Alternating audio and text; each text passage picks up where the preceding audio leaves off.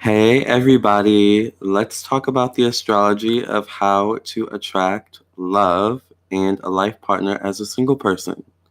Where are all my single people out there? Me, let's talk about how to attract love and a life partner as a single person. All right. Thank you guys for joining this video. If you do want your own live psychic tarot reading while I'm on here, I am doing live readings. Hey Gemini Rising. I am doing live readings, so you can pay it via Super Chat or you can pay it via PayPal. But let's talk about how to attract love and a life partner for my single people out there. So, what, in your opinion, do you guys think is the number one placement or one of the most important placements when it comes to attracting someone to you? Oh, Casey says, oh, shoot, I need to take notes. I know, right? I need to be taking notes too. I might have to rewatch it myself. What do you guys think are the most important placements when it comes to initially attracting someone? What do you think people are initially attracted to in terms of your placements? Phil Tran says body language. Okay, interesting. Lamarr, hey Dallin, hey Nikki. Let's talk about how to attract love as a single person and a life partner. Where are my single people? And where are my people who know about astrology? What are the placements that you think are the most, the placements? Casey says Sun and Venus placements. That is very, very true. What about the rising? How do you guys feel about the first house? Do you guys think that's an important placement when it comes to attracting someone or someone being attracted to you? Hello, everyone. Hey, Natasha. Hey, Siobhan. Yay, everyone's here. Mars placement for sex. That is really, really important. That's true. Casey says Mars placement for sex. That's true. Mars placement also for in terms of us being the initiator, or us being the kind of person who may, start things. Hey, Millie. Yes, Millie. Lamarr finally caught you online. Yes. So we've mentioned the Mars placement, the Venus placement, the Sun placement. What do you guys think about the first house? Do you guys think that's also an important placement when it comes to attracting someone? And the fifth house, which would be the Sun, right? Because the Sun rules the fifth house. So the first house rules our public image. Hey, Brachki, EK, hey. So the sun or the rising sign rules our public image. All right. The first house rules our public image. So this is initially how people see us before really getting to know us. So what is everyone's rising sign in? My rising sign is a Virgo. So I come off without talking to someone as a Virgo, or I may exhibit these qualities within myself, right?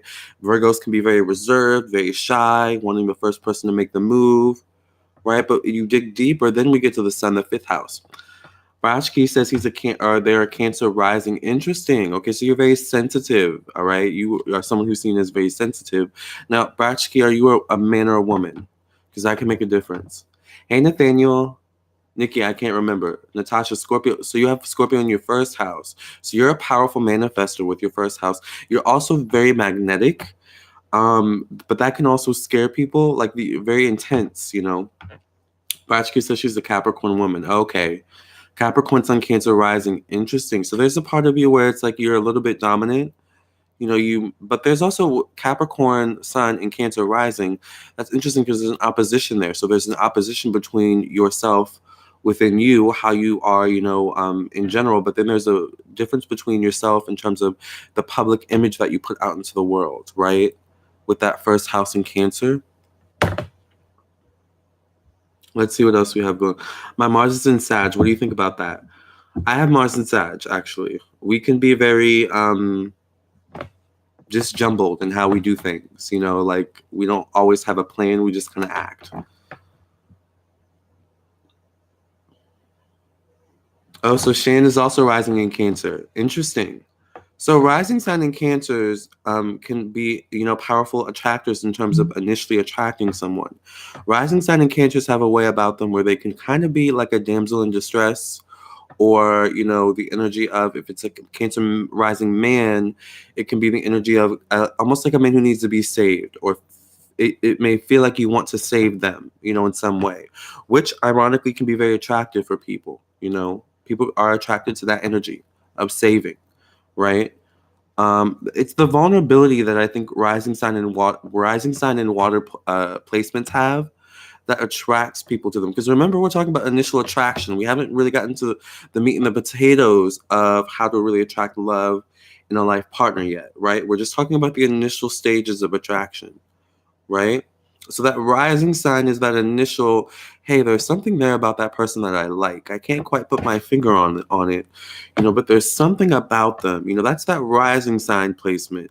And then once you start a conversation, the sun sign comes out, right? And then once things get, a little bit more established, the moon, right? So what's everyone's, because we've already seen someone who has kind of a sun conjunction with their rising sign. All right, which can be a difference between the real you and the you that you project out into the world, right? So what is everyone's sun and moon in? Because remember, the moon is our inner self. Ooh, Siobhan, fifth house in Aries, Chiron in the fifth. Wow. So fifth house in Aries, you are someone who, when you know what you want, you go for it, right? Or you like for it to come for you, all right? And if it doesn't come for you, you will go for it with that fifth house in Aries. I don't know my rising, Millie, but I know my Venus is in Aquarius and my Mars is in Sagittarius. So you like freedom. Freedom is very important for you with your Venus in Aquarius and your Mars in Sagittarius. You like freedom and your ability to express yourself, especially your sexuality, your sex, with Mars in Sagittarius. Mars rules sex, right? With your Venus in Aquarius, you like freedom in actual relationships. You don't like to feel restricted. By the way, I am doing psychic readings on at this time. So if you guys want readings, live readings, remember that we are very supportive in this room. So, don't be afraid to ask a question. You just send a donation to my PayPal, which is in the description, or in the PayPal, or in the or in the chat box, I guess is what to call it. I don't really know what to call it, but you guys know what I'm talking about.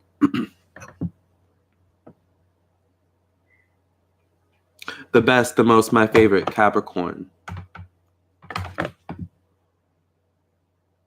Oh, there's so many comments. Moon conjunct Mars in Aquarius. Ooh la la.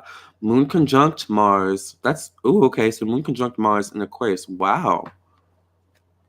So often how you feel is you'll act on your feelings, even if it's based kind of on assumption, which can be a good thing or a bad thing. Aquariuses can be very tapped in. Aquariuses can come off as a water sign energy, but it's an air sign. Twats music. Hey Lamarr, July and Cancer in the building. What tips do you have? July Cancer. What's your rising sign in July Cancer? Nathaniel Lamarr, you're a bit early. You're a bit early today. Although I'm in the UK, it's 21:15 p.m. here. Oh yeah, I like to come on live early, but I'm getting used to my new apartment and my new apartment schedule. So I'm really random. Like I don't always have a set time of when I come on. Please don't forget to like the video. Yes. Hey, Dina. My whole chart is about freedom of self. Exactly. Damn right, I need my space. Hey, Asia. Aries rising and sun house the same. What do you mean? Our rising and sun the same. Not necessarily. Although they work in tangent, the rising and the sun work in tangent, right?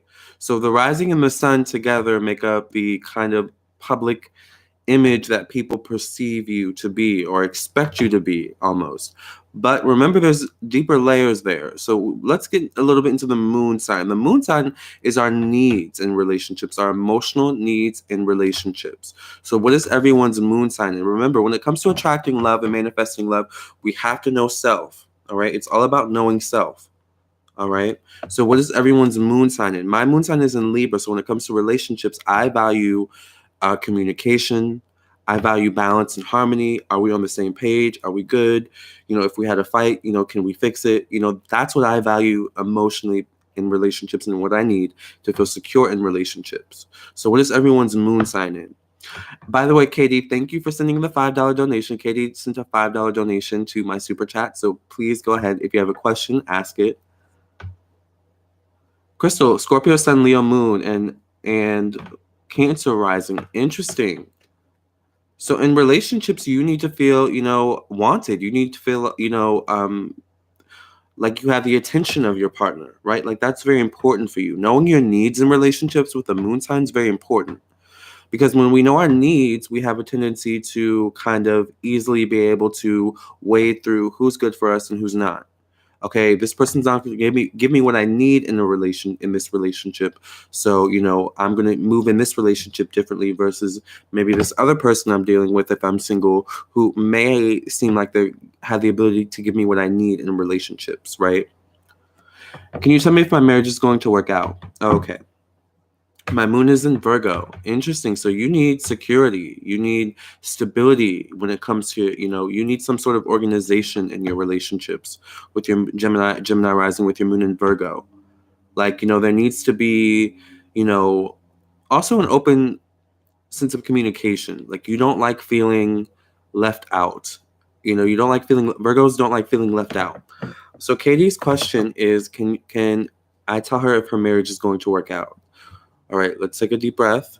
By the way, let's pray really quickly. Lord, I thank you for surrounding me and everyone else who's in this live with your watery wall of protection, your fiery wall of protection, and your warrior shield of protection. Thank you for protecting the connection of this live. In the name of Jesus, I pray. Amen, amen, and amen. All right, let's answer Katie's question, which is, will her marriage work out? All right, let's see what the cards have to say. Yes, Casey. Amen.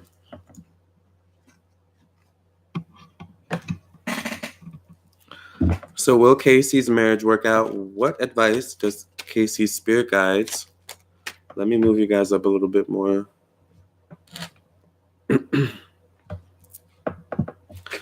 What advice do Casey's spirit guides have for her about her marriage? Yes, amen. What advice do Casey's spirit guides have about her marriage? Will Casey's marriage work out? Will Casey's marriage work out? Are you guys currently living in the same house, or are you guys separated at this time? Oh, KD. I'm sorry, Casey. I'm sorry, KD. Okay, KD. Are you guys separated at this time? You're separated. Oh, okay, same house. Okay. All right. Are you separated within the same house in some way? Or does it feel like you're separated in the same house? I gotta be careful how I word my questions. Because this is a touchy subject here. Okay, so it does feel like separation in the house. Okay, because I just feel that energy.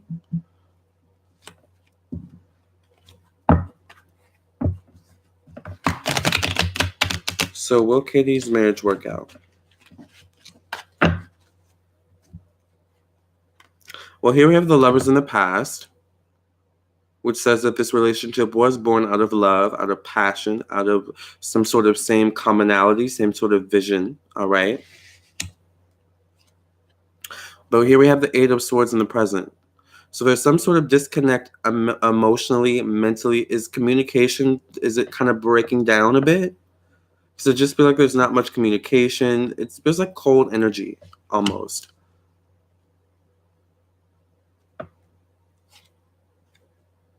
None at all. No communication at all. KD, not KC. Right, KD. Here we have the Princess of Cups, which speaks of you wanting more of an emotional connection. All right, with the Princess of Cups. KD, what's your sun, moon, and rising, if you know them? Because this is kind of moon energy, but the three work in tangent together when it comes to, remember, relationships, right? So at the very least, you know your moon sign, KD. Sun in Cap, rising in Taurus, moon in Libra. Siobhan, that deck is speaking to me. Yes, this is the Cosmic Tarot deck. It's a Spanish tarot deck. And I love Spanish tarot decks. I love the artwork on this deck. Rising in Libra. Okay, so Taurus, moon in Taurus. Okay. I love Spanish tarot decks, by the way. I don't know why. Here we have the Nine of Swords. All right. So there is something around, needing a change, things not working out. Almost like I want an out a little bit. But there's something there with, the connection, it's a long, how long have you guys been together? Because this is typically with the Six of Cups, a long-standing relationship, but, you've been together for years. Or at the very least, you've known each other for years. It's 3 years. Okay. Yeah, 3 years. It's a long time. But here we have the Prince of Coins. So what's his chart? And I'm intrigued because there's a lot of space between the Princess of Cups and the Princess of Coins going on right here. So I'm wondering if there are different values at this time rising up. Gemini Sun. Okay, interesting. The Strength card. KD, I feel like there's something about him that's different than when the marriage first started. Would that be accurate? The Three of Coins, which is about building a foundation of something or a foundation breaking down. Very. Okay, yeah. Two of Coins, which is about balance. 10 of Wands. Oh. Let's just pull a few more cards. The Three of Wands, the Princess of Wands. For some reason, I see you wanting to leave, KD. Like, I see it. I see you wanting to leave. I see it almost being unbearable in some way for you. Yep. Okay, yeah. I see you, and I see you wanting to leave or making the pursuit to leave. Hey, Cold Peas. Yes, you caught me live again. I feel like you may end up wanting to leave. Something about it is just a little bit unbearable for you. All right. So there's just something about him where he's almost falling into some sort of depression or some sort of pit or rabbit hole, so to speak. And maybe it's just been dragging on for a bit too long. So I don't know. I just see you wanting to get out. So accurate. Okay. Yeah. That's a tough. I don't really know how to end that one. I don't know if it's a good thing or a bad thing, But I'm assuming it would be a good thing, for you if you want it out, because it just seems like the energy is just very stagnant and it's not growing, which is affecting your growth as an individual. Yeah, so sorry, KD. Sending lots of love to KD, all right? Remember, we're in this Pluto transition, right? So there's a lot going on. So, and with your moon in Taurus, I don't know what his moon sign is, but you need a relationship that's stable, right? Like we were talking about the moon sign. Dina says, would I be able to ask a question for my friend or would that affect the energy? No, you can ask a question for your friend. That wouldn't affect the energy. And with your good vibes, KD, exactly. And with your moon sign in Taurus, you need also a stable home. Like you need a home where there's love, where there's harmony.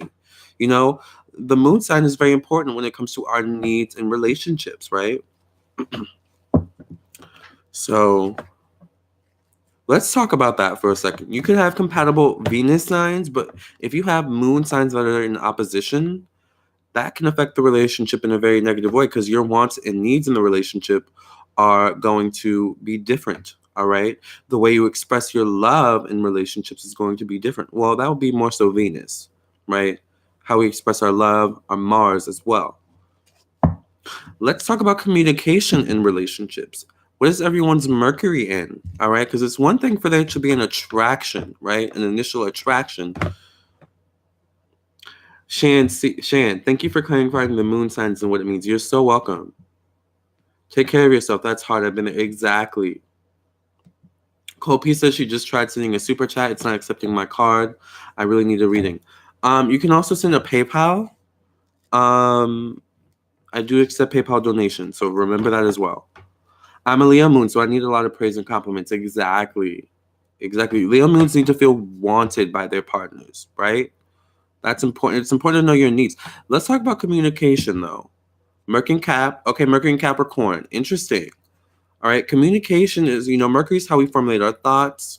All right. It's also how we communicate. All right. It's also our formative years, the years in which we grew up in. So, some of us are stuck in, adolescent communication. All right. Does that make sense? Adolescent communication can be, instead of talking your feelings out, you shut down. Or, instead of being willing to talk talk it out, you would rather fight, right? Some of us need to grow up in our communication. Mercury does rule, our young to kind of high school, early college years, where we learn a lot of that thing, a lot of those things in love and in romance, good or bad. Yes, Lamarr had a huge convo with my person. Exactly. Communication is so important in relationships, right? Dina, can I make a donation to ask a question for my friend, or does that affect the energy of the reading? Yes, Dina, you can make a donation to ask a question for your friend. That doesn't affect the energy of the reading. I can still read your friend's energy and answer your question based on that. Mercury in Aquarius. So communication when it comes to you can be a bit quirky. Aquarius does rule it does rule technology. So Mercury in Aquarius is actually do very kind of well with communication. That's, you're not always communicating, but you're kind of always like connected. Like that works well with Aquarius. Aquarius energy just likes freedom. They don't like to feel too restricted, right? I'm Cap, was with the Scorpio, but my moon is in Aquarius and his moon is in Leo. So yeah, ooh, yeah. Polar opposite energy. Aquarius and Leo are, polar opposite. So that's, yeah, totally different needs in relationships. Mercury in Leo, his Mercury is in Sagittarius. Ooh, so that's actually good compatibility. Both of you are quite open with your feelings, good or bad. Okay, Mercury in fire signs can be a bit blunt.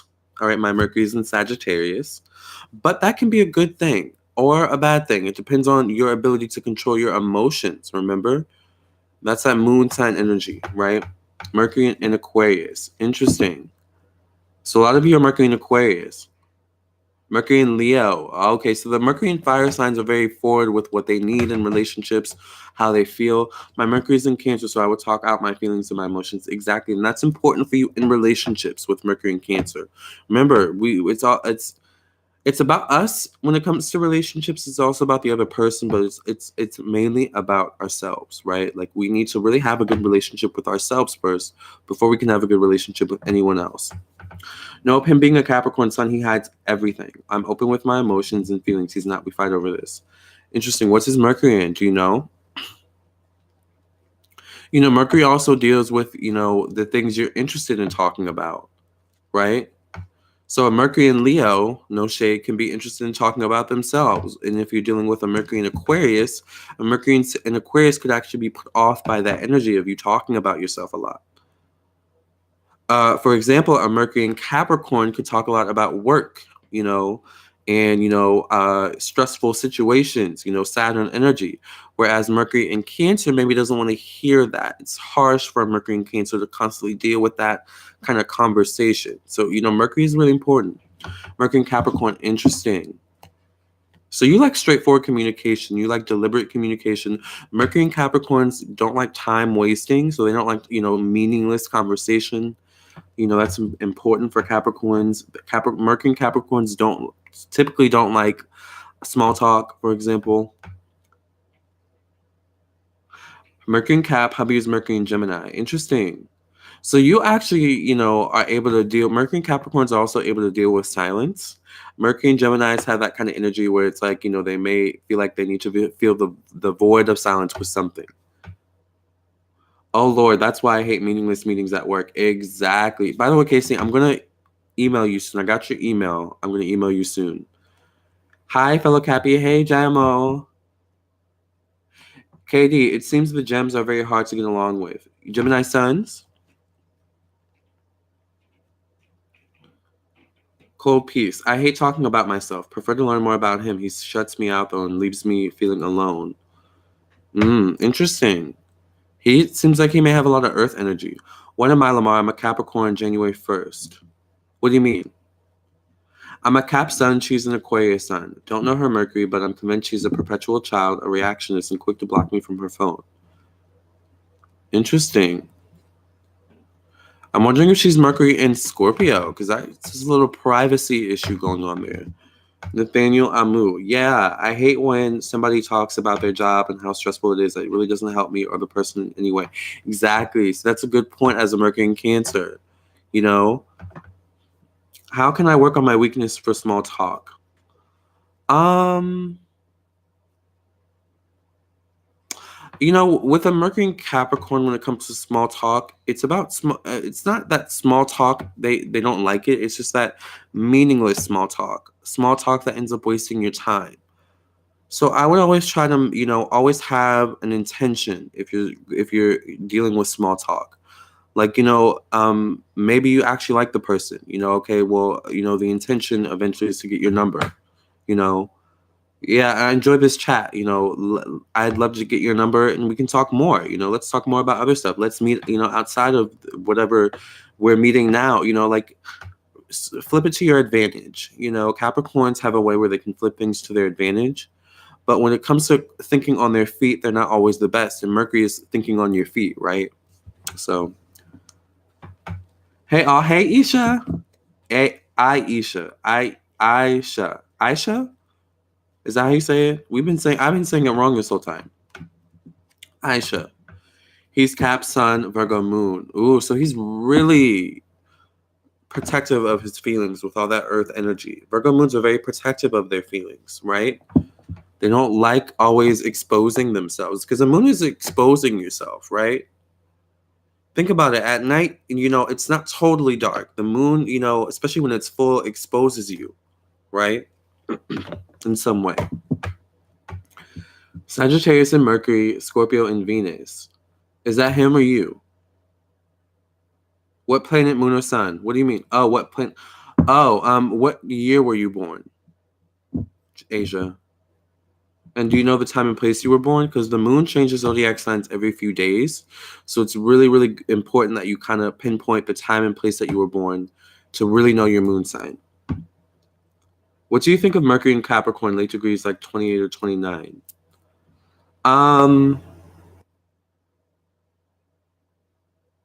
In late degrees. What's your sun and rising, Millie? I sent a payment. Hey, let me look because, sometimes it doesn't pop up and I don't know why it doesn't do that.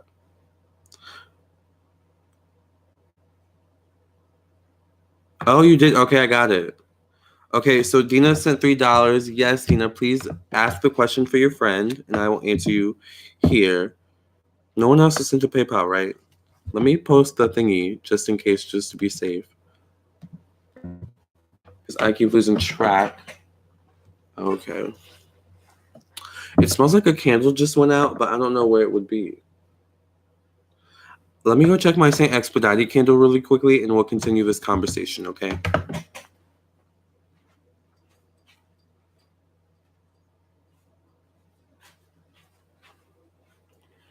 Okay, it's good.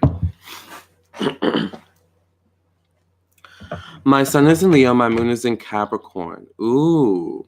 So when it comes to relationships, you like to feel secure. You almost like to feel taken care of in some way. Like the relationship takes care of you in some way. Can Mars have an effect on your communication as well? It can. See, I like to say Mercury is the communication, but Mars is the action to back it up. All right. So there can also be a kind of opposition or a square with your Mercury and your Mars, which will affect your love life. Let's get into Mars really quickly. Mars rules how we express our raw energy, how we express our sexuality. It rules our self-assertiveness, our desire for power and domination. Right? So what's everyone's Mars in? My Mars is in Sagittarius. So when it comes to that energy, I like to expand. I sometimes don't like to have, just one thing going on, especially if that one thing isn't giving me totally what I need. I have a tendency to look for, certain things in different people, different situations with my Mars. Now, I have my Mars and Mercury conjunct. So that can be a good thing or a bad thing. But if you have Mars and your Mercury in opposition or square, that can be a bit more difficult, right? Mars and Virgo, Casey. Oh, okay. So when it comes to acting and you're, getting what you want and expressing yourself, you can be a bit reserved actually and shy. You like to feel the person out first. Mars and Capricorn.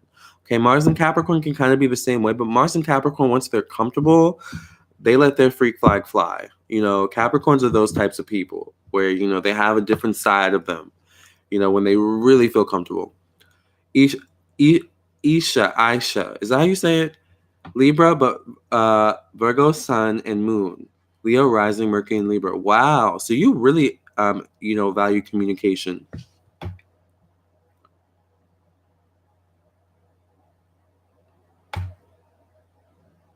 Siobhan, my Moon conjunct Mars in Aquarius makes me very aggressive in love and relationships. Yes, Aquarius can be aggressive. Cold piece, me, Leo, Sun, Cancer, Ascendant, Capricorn, Moon, Mercury and Leo, Mars and Leo. Wow, so you have Mercury and Mars conjunct as well, cold piece. Venus and Gemini. Him, Cap, Sun, Aries, Ascendant, Virgo, Moon. Wow, Aries Ascendant? That's a lot. Mercury and Sagittarius, Venus and Capricorn, Mars and Scorpio. Wow. Okay, Nathaniel, I'll be right back. Dina, my question was for my friend if there's a third party situation in her marriage. Okay.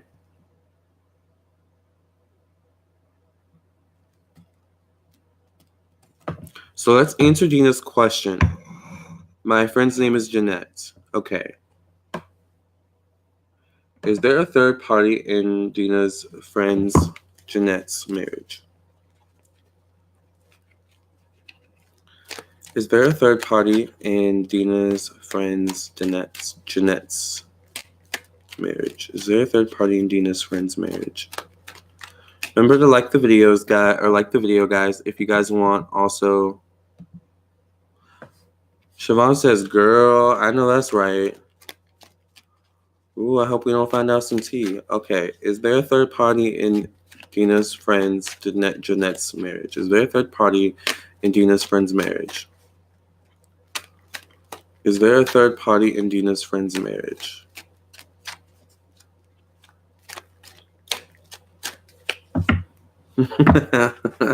Casey says, child. I know that's right. Okay, is there a third party in Dina's friend's marriage?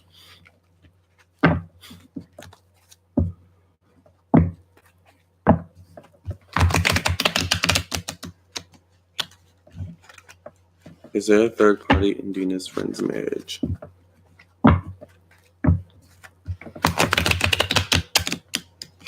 All right.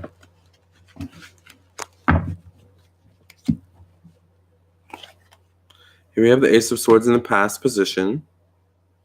So maybe this can be, communication outside of the marriage. All right. That maybe is flirtatious or something. Let's see what else we have going on. All right. The Nine of Coins here in the present position. Is there a third party? The Five of Swords in the future position. The Four of Swords here in the present position, or in the conclusion, the Wheel of Fortune. All right. The Ace of Coins. I feel like if there is anything going on, it's someone at his job, but I don't see a strong connection between him and this woman. Like, I'm not sure if they've actually, I see them building something. Like, I see it's possibly slowly building up, but I see more energy coming from him than whoever this woman is. But I do feel like with the Temperance card, there is someone he could be interested in. It's always a neighbor or at the job. Exactly. But there's something about this woman where I feel like he's going to end up playing her or playing him. I just feel like he's trying more than she is. So I do feel like there could be someone he's interested in, but I don't see the person giving him any play. I actually see it could actually end up backfiring on him in some way with the Tower card coming out. Hey, Alicia. So I don't really see a sexual cheatation, but I do see maybe an emotional communication cheatation, like a flirting outside of the relationship, having eyes outside the relationship. I see that. And I see it could be at work. Work. He works in construction. It could be through work. Something about work.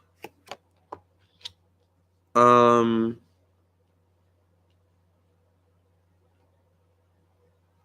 or using work as a scapegoat. Like using work as a scapegoat. Like, I don't know what I mean totally by that. Like maybe like I'm at work, but I'm not really at work kind of energy. But I just see he is kind of looking outside the relationship. I do see that.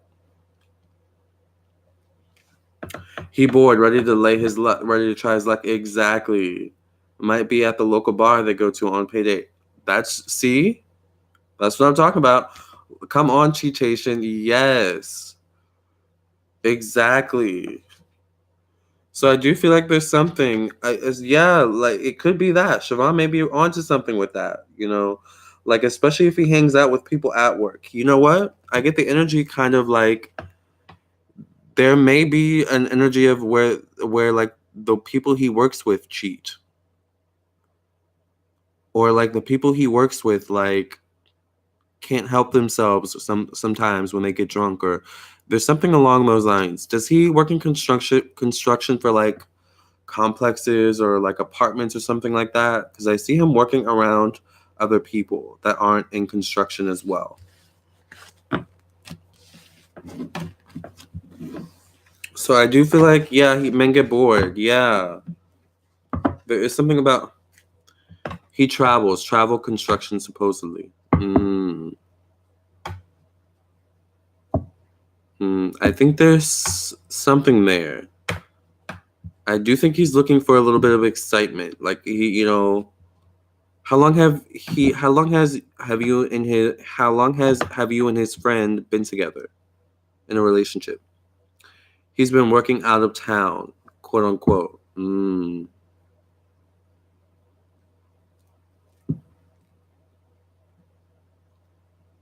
So that's why I got the energy of maybe using work as a scapegoat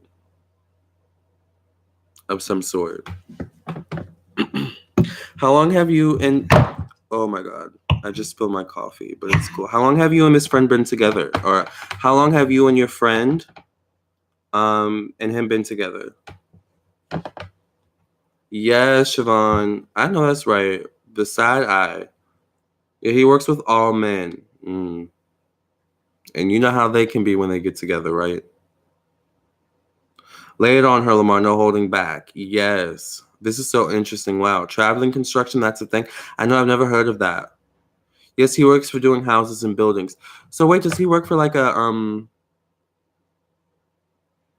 firm, or like is it like a company that's budding? I don't think he works for a franchise. Does he work for a franchise? Because I'm just reading his energy. But there's something about the men that he works with. They're not the best influence on him. I'm going to go get some napkins for my coffee really quickly.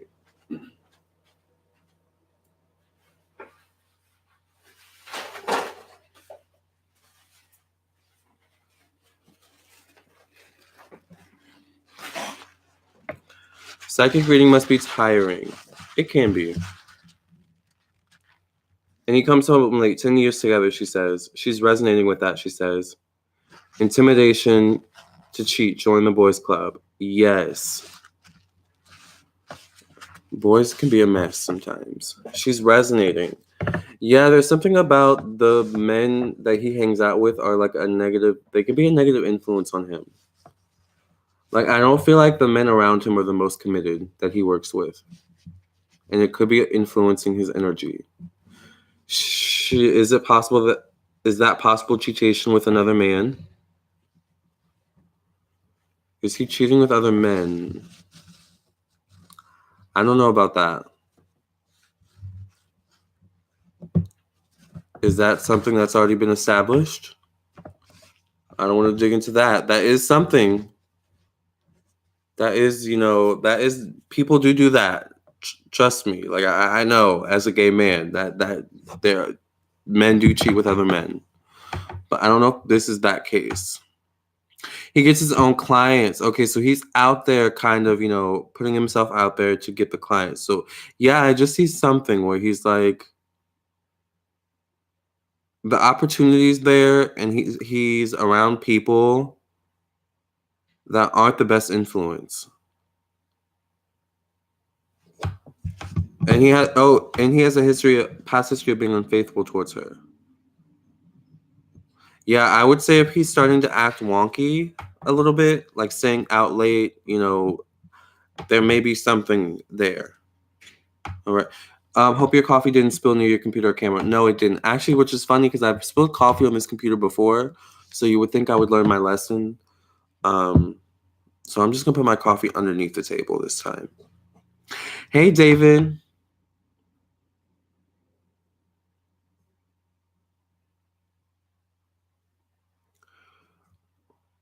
Why do men cheat with other men and stay with their wives? That is a really good question. And I've often asked myself this question. What do you guys think about that? I think it's the security part of it. And also if the wife and the man have children, that is a really good question. I've dealt with a lot of straight men who I've dealt with that situation, so I've often wondered. By the way, we have to continue with this conversation about how to attract love and romance, you guys. Jaimo says that's almost always an option in my mind. Same.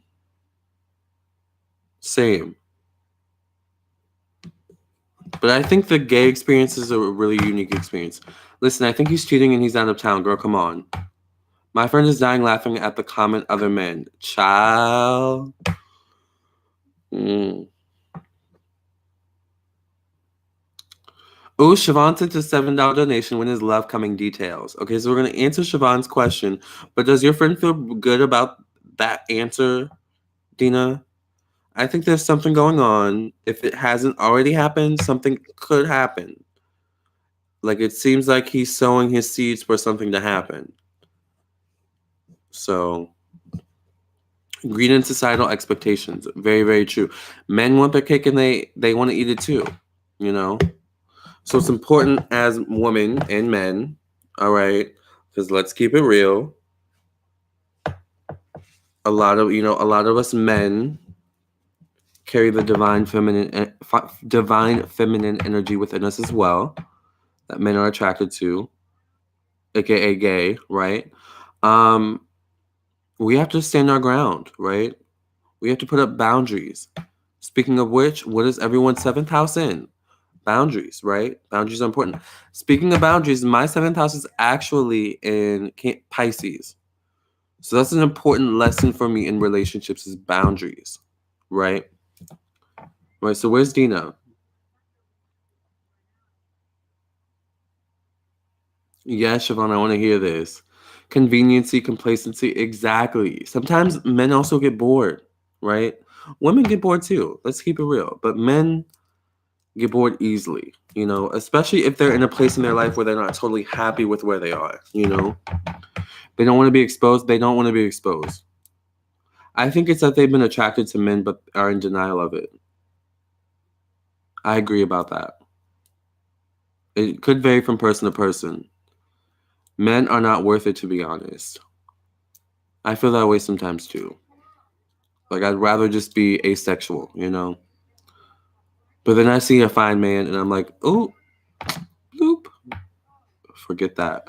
My seventh house is in Sagittarius. Ooh, so boundaries. You like your freedom in relationships. Seventh house, Gemini, relationships come and go. Ooh, so stability. Maybe abandonment issues. Seventh house in Aquarius, seventh house in Capricorn. Ooh, okay, so boundaries are really important with seventh house in Capricorn. Seventh house in Aquarius likes their freedom. Seventh house in Pisces, remember boundaries. I always cave when I see a fine man. Child, tell me about it. Seventh house in Taurus. Ooh, so a lot of earth energy. Dina. Yes, she feels good about it. Thank you, Lamarr. She wanted me to tell you she's caught him being flirtatious with other women, caught him being dishonest in the past. See? Yeah, there's something there. I melt like butter. They're just so yummy. Oh my god, I know. I don't know if it's the same thing with you where you see a fine man, and like this is a really unique thing that I go through when I see a fine man. There will always be a moment where they will stare me down.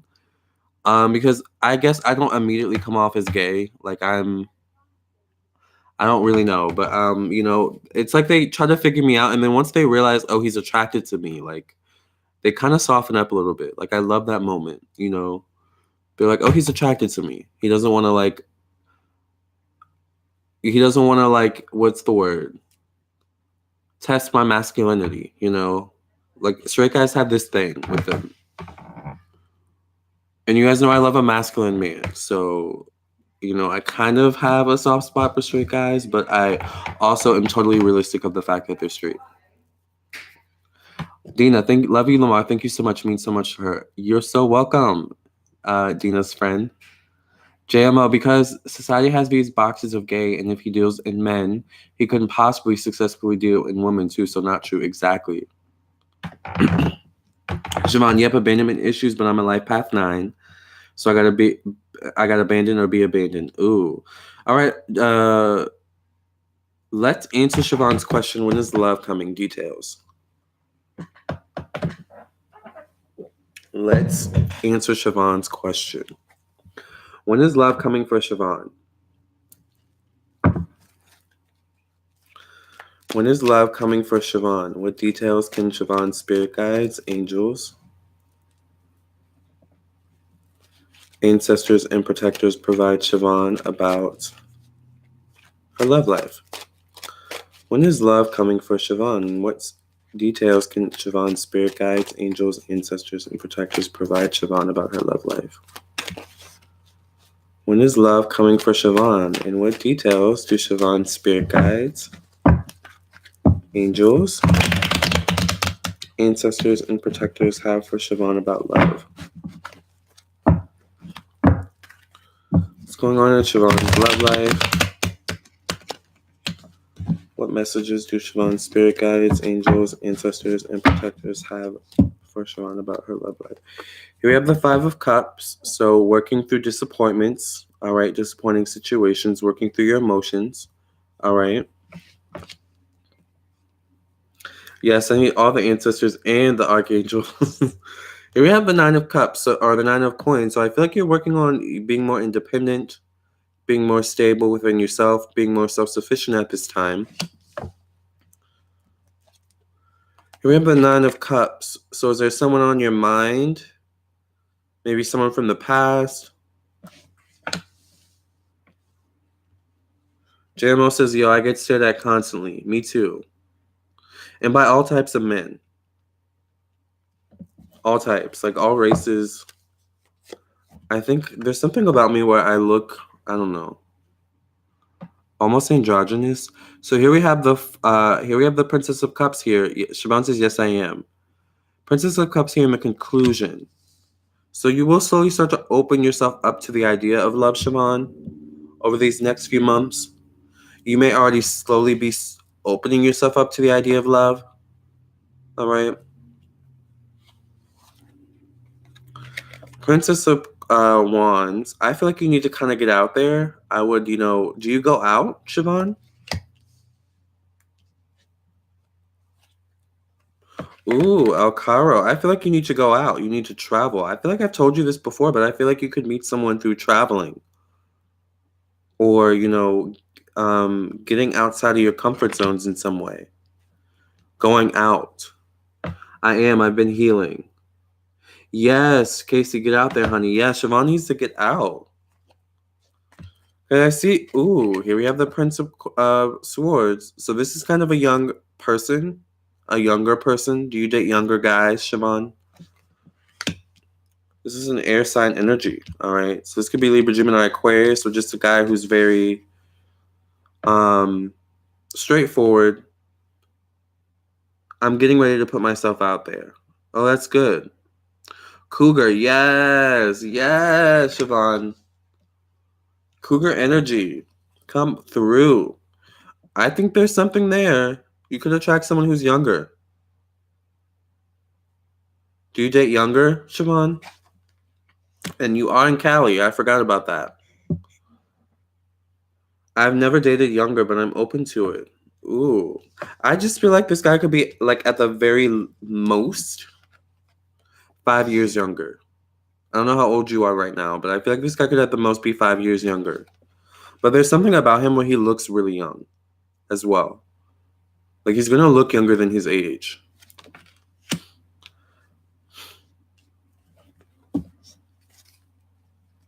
I'm down for a younger boo. Yes. Ooh. Working that magic. Doing those candles. Those love jars. Ooh. The Queen of Wands.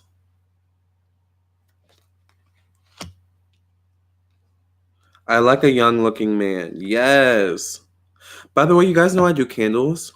So if you guys want candles, hit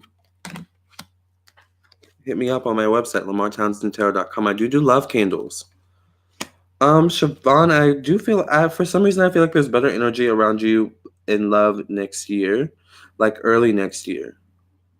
Like, I feel like you could meet someone before the middle of next year. Like, I see something happening with February. I've been celibate for years, so I'm ready for some pipe. Sorry, y'all. TMI. Yes, Siobhan. Come through.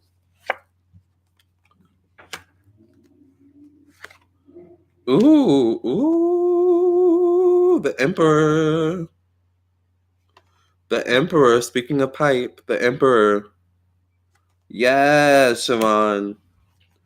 So I see a younger guy, and then I see, like, you attracting an older guy who's a little bit more your steez. All right? So I feel like maybe the younger guy could just be good for some, some pipes, a fun time, a situation, right? But there's something about this guy where he's the total package. The Emperor is the total package, I'm feeling. All right? And I feel like you can meet him next year. All right, sometime next year. But I also see you going through some sort of, like, deep transformation right before you meet him with the Death card. Like some deep realization or epiphany that you have. All right? And I don't know if you do candle work, but I think you could, benefit from some good juju, some love energy, some candle work. I think that would be really good for you. All right? So hit me up. But if you do your own stuff, girl, does he have money? Well, the Emperor always has money. All right? The Emperor is kind of like an entrepreneur energy. Manifest him, child. Exactly. Yes. And there's something about him where he is the total package for you. Like, you are going to feel him. So I see the Emperor being your main steez, your main squeeze. But there's something about him where it's like you may feel like you have to chase him. What candles? So go to my website. I'm going to put the link to my website for you guys. Lamarr Townsend Tarot /store. And you just click the link. And go to my store section on my website. And you'll see all the candles I offer. I offer money candles, love candles, candles for court cases, if you have court cases.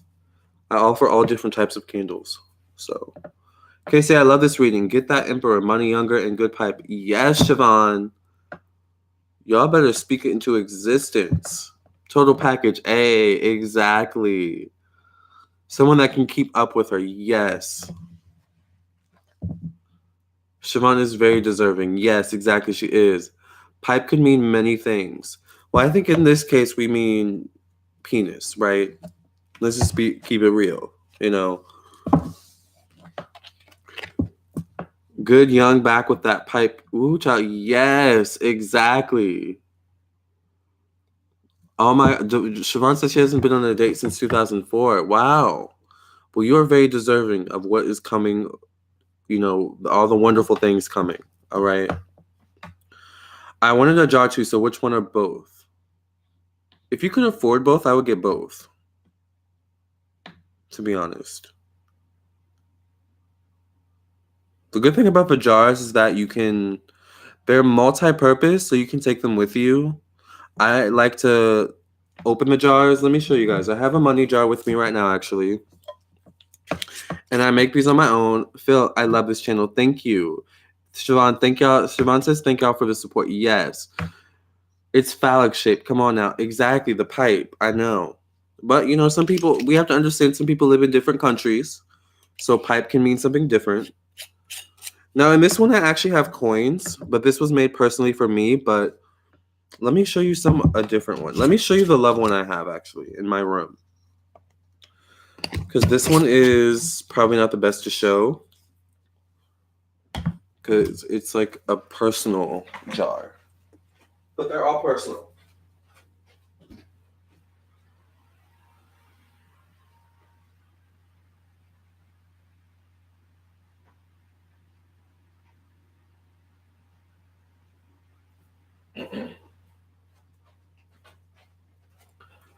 So this is a love jar that I made for myself that I need to paint. It looks like the heart is like cracked, which is not a good sign. But yours would not come like this. It would come painted with a full heart. You also get the top. Now, what I like to do is I like to leave this open, all right, because it smells amazing. So there's herbs in here, there's crystals, there is oils in here that help to attract love into your life. And like I said, you can leave it out like this to make your home smell good. There is somebody for everybody. Or you can leave it, or you can put the top back on it. And voila, right? So easy peasy. Love jars. So these on my website, but good juju is important for love and money. But there's someone out there that can handle it, Siobhan. Don't be fooled. Exactly. Put that Capricorn on them. We're undercover freaks. Yes, we are. Very much so. Leo and Pisces. I need one of those jars. Never heard of them. Yes. Well, I created them. Like, they're my own creation. Undercover Freaks is accurate. Very accurate. I need the whole love kit. Yes. Maybe I need to make a love kit. That's a good idea. I need to make a love kit. Hey, Amy. Hey, love. I finally get to peek in longer than a few minutes. Your background is so cute. Thank you so much. Yeah, I just bought a live reading. Okay, Christine just bought a live reading. Thank you, Christine, for sending the $10 donation to my PayPal. Christine, go ahead and ask your question, and I'll answer you here. Oh, I like the jars. I'll have to look into those. Yes, Alicia. What do you look for most in a man? Physical attraction or personality? Well, when I was younger, it used to be physical attraction, right? The rising sign, the sun sign, right? The things that people want you to see about them. But then as I got older, I like more of the personality. I want to know the relationship you have with yourself, the relationship you have with money, and the relationship that you have with other people. I need those to be in balance. Because you could be fine, but you could have a bad relationship with money, with yourself, and with other people, right? So speaking of that, we've talked about Mercury, we've talked about Mars, we've talked about the moon, the rising, the first house, the sun. What is everyone's Venus in? Because Venus is love. Venus is, love relationships. Venus is our ability to attract love and keep it, right? Venus is it's our love language. So what is everyone's love language? My love language is I need a deep emotional connection, right? Like I am, someone who's a bit possessive, all right, all encompassing with my Venus and Scorpio. So my love language can be intense. All right. A bit erratic sometimes as well. All right. Very emotional. So what's everyone's love language? And Christine, ask your question and we will answer you here.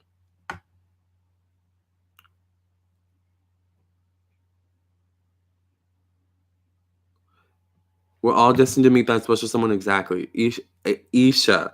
Hey, loves, I'm about to dip, so see you in the next one. I'm definitely ordering stuff, Lamarr. Thank you all. XO all. Thank you, Isha. Thank you for joining us.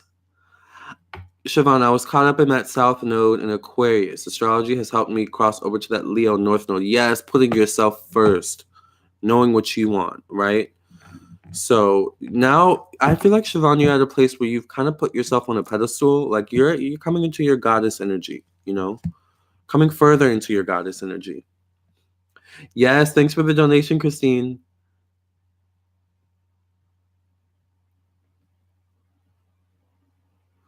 I still need to embrace my Leo North Node. Yes, I try to look for both, but I feel like your readings have picked up on my inclination to focus on the physical. Yes. Yes, Lamarr, like candles, spiritual baths, oils would be a bomb love kit. Yes, I know. I want to do that. I'm going to do that. I'm going to do that. But if a guy can't, oh, Venus and Sag, wow, okay, so your love language is freedom, expression. You like to have fun in love. You don't like to be bored.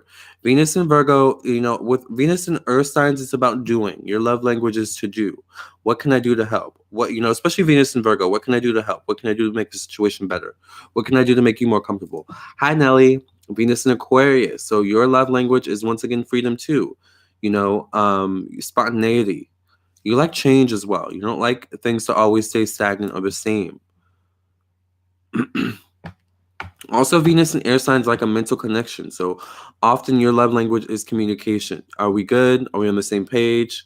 What do you need from me? What do I need from you? Keeping communication open.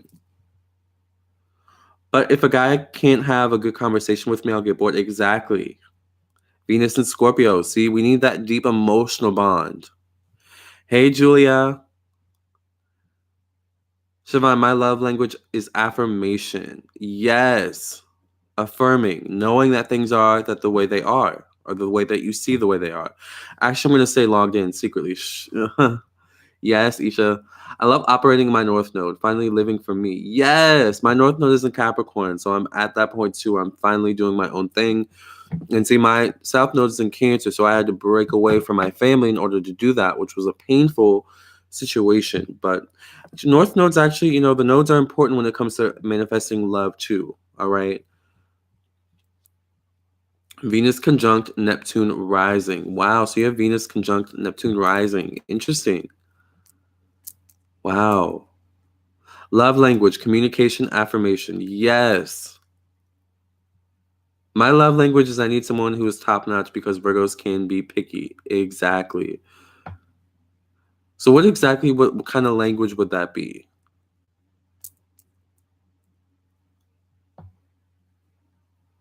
Yes, Lamarr, you are so right. I do get a goddess vibe from Siobhan. Yes. Me too. Venus and Aries, I like passion. Yes, passion is Aries' love language. Coming into my womanhood on another level. Yes.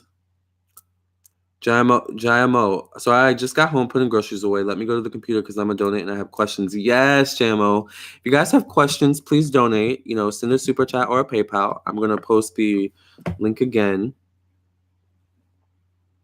Venus conjunct Neptune rising in Sag. Ooh. I'm ready, Christine. Go ahead and ask your question. My love language is words. You need to say it. Yes. I need you to say it, but I also need you to show it. Isn't that a song? Prove it. Who sings that song? Okay, see, it's getting more interesting. Venus and Pisces. When I fall in love, I fall hard. Yes.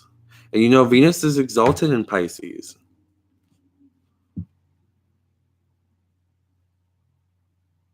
Christine, yes. Go ahead and ask your question, and I will answer you. I'm ready. Oops. I have to forget that the thingy is on the floor.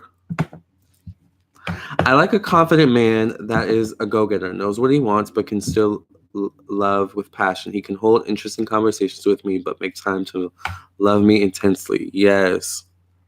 That sounds like the perfect man. Christina, I want to know if I will have any more children. If so, how many more? So let's answer Christine's question. Will Christine have any more children? Will Christine have more children? If so, how many more?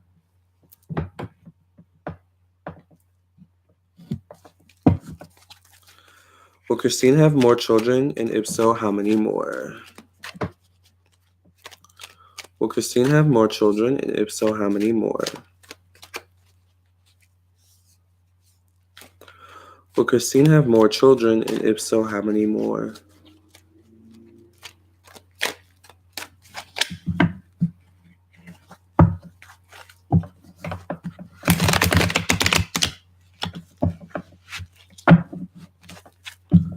Will Christine have any more children? And if so, how many more?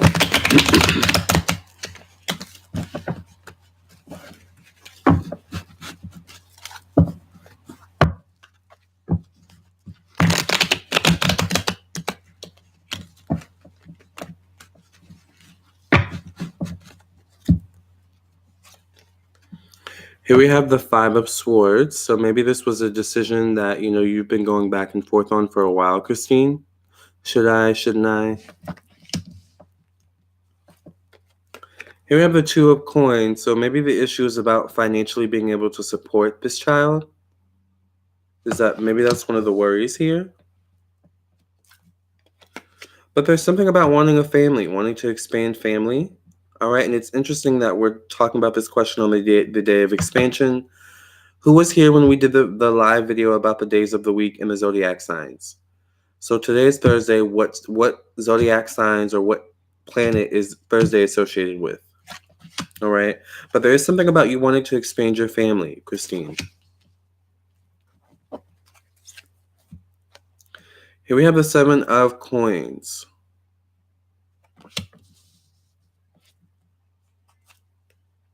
Or the Six of Coins. Wait, 1, 2, 3, 4, 5, 6, 7. It's the Seven of Coins, okay. The Queen of Coins. What's your zodiac sign, Christine?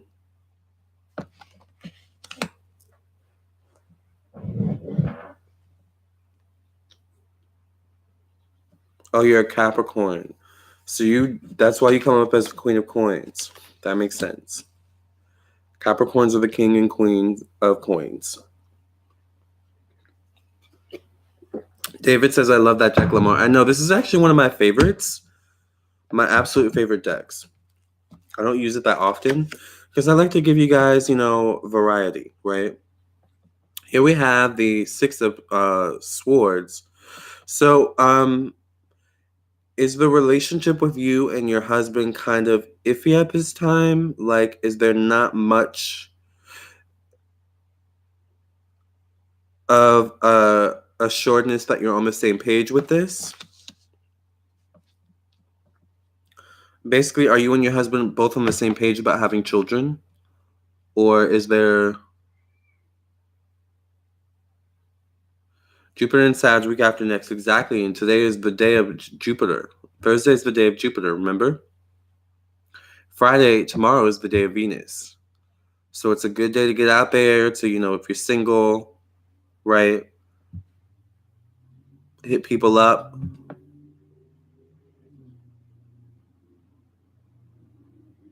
Where's Christine? Here we have the Devil card. I feel like there's something about you and your husband not being on the same page with this having more children. Like, even if it's an energy of where your husband is like, yeah, I want more children, but secretly he doesn't, or he doesn't want to have children right now. I feel like there's something there. Or is it a boyfriend? Or are you single at this time? No, I'm not trying right now. I want to get married first. I just wanted to know if I would have more. Oh, okay. So you're single. Or... Okay. Will you have more children? I do see the possibility of a girl. Another girl.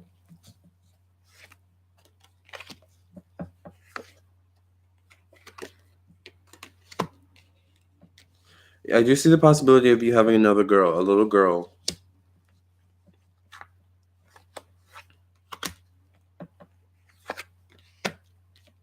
And possibly a boy as well. So I do feel like at the very least, there's a possibility for you to have two more, a boy and a girl.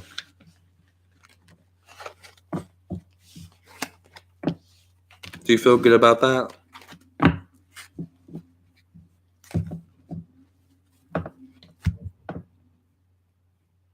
But there's something about you needing to work on your stability first, needing to work on feeling like you can financially support a bigger family, you know?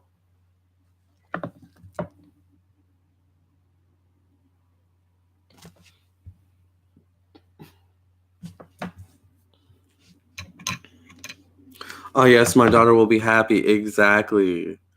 I do feel like there's a possibility for you to have 2 more, a boy and a girl.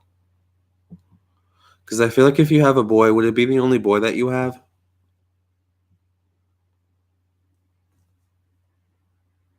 I secretly want a boy and a girl. I have 2 girls already, but they damn near grown. Yes. I'm interesting. I want a boy with like my DNA. So I would probably have to get I don't know what they call them. Not like a donor, but hold on. Oh, would it be a donor? Do they call a surrogate? Exactly. A surrogate. I would have to get a surrogate. But I want a boy with like my DNA, but I also want other children. A surrogate womb, yes. I want to get a surrogate. That's one of my goals is to get a surrogate. I want at least one child with like my DNA. You know, like that's something I want. I've secretly like I've prayed for it. Like I've done a little magic on it to make sure it happens, and I've gotten signs. So I know that's gonna happen for me. Um, but it's interesting that a lot of you are like I want a boy and a girl. Siobhan says I secretly want a boy and a girl. I have 2 girls already. Yeah, it's interesting how some of us want certain genders. But I don't know why I see me with like a little girl as well. KJ, good luck, Lamarr. Thank you. Siobhan, you would be a great dad, Lamarr. Thank you. I think I would too. I really do. KJ, no kids, but I only want a son. So Siobhan, but I think I'll end up with a girl when I do, because I have one of how badly I want a son. Do I want mixed kids or doesn't matter? I kind of want mixed kids, but realistically, it doesn't really matter to me. But I kind of also want, I don't know, I may want more than one kid, to be honest. I don't know why. I don't know. I see me having like a mixed litter of kids, like black, mixed. I don't know.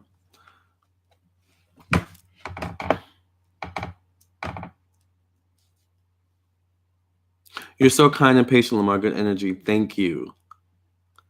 I wanted both of my girls to be girls. Ooh, the universe approves. It did approve. I mean, kids are kids at the end of the day. Exactly. It doesn't really matter,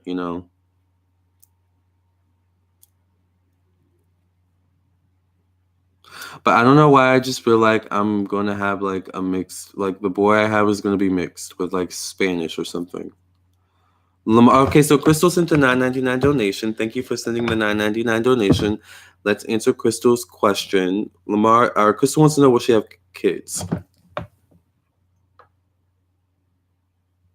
As long as they're healthy, that's all that matters. Exactly. Will Crystal have kids?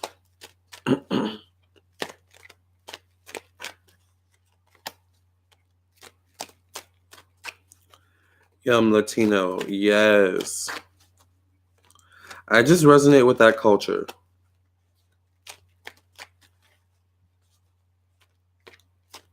Like, I'm not sure if I have Latino blood in me, but I resonate with that culture heavily.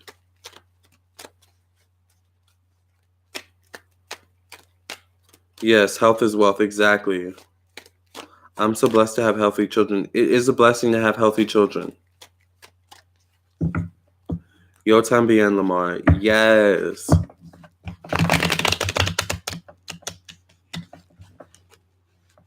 Having healthy children is really a blessing.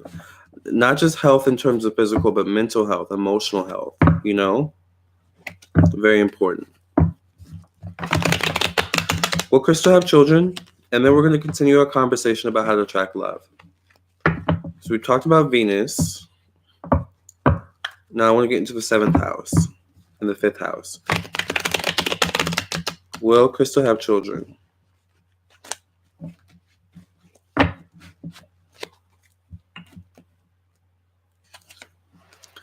Here we have the King of Swords here in the past.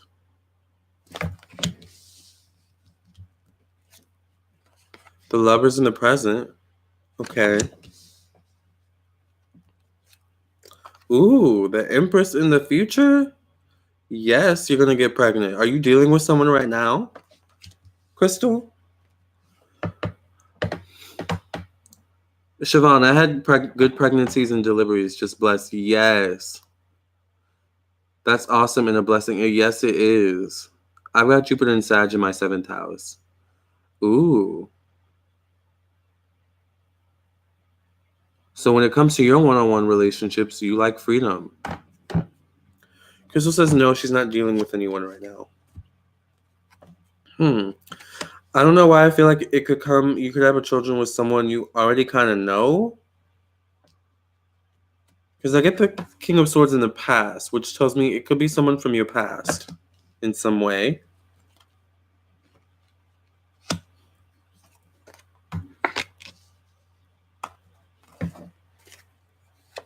Big facts, Lamarr, yes.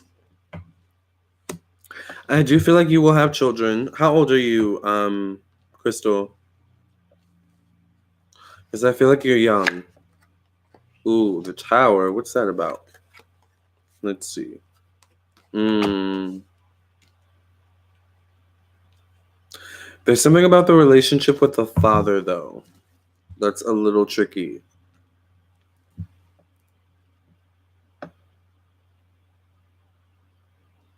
Or that could be a little tricky. Are you still live? Yes, I'm still live. You're 32. Okay. There's something about the pregnancy where I feel like it may come as a surprise.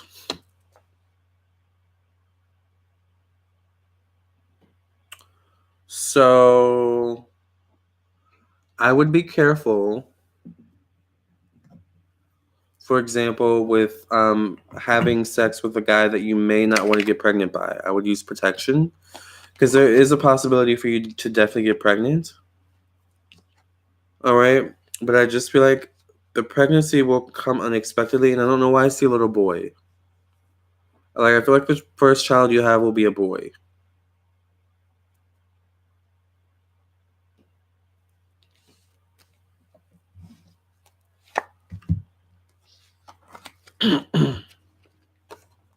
$32 is a good time, Siobhan. Yes. Gemini Rising says, I don't see any comments. Gemini, did you try refreshing the page?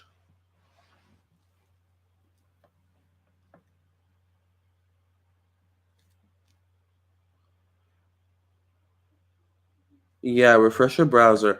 Yeah, Crystal, I do see you having children, and I just feel like you're gonna end up having a little boy. But I feel like right after you have the little boy, you're gonna want more. Give him an honorable name, Crystal. Yes. I feel like as soon as you have this little boy, you're gonna want more children, like immediately.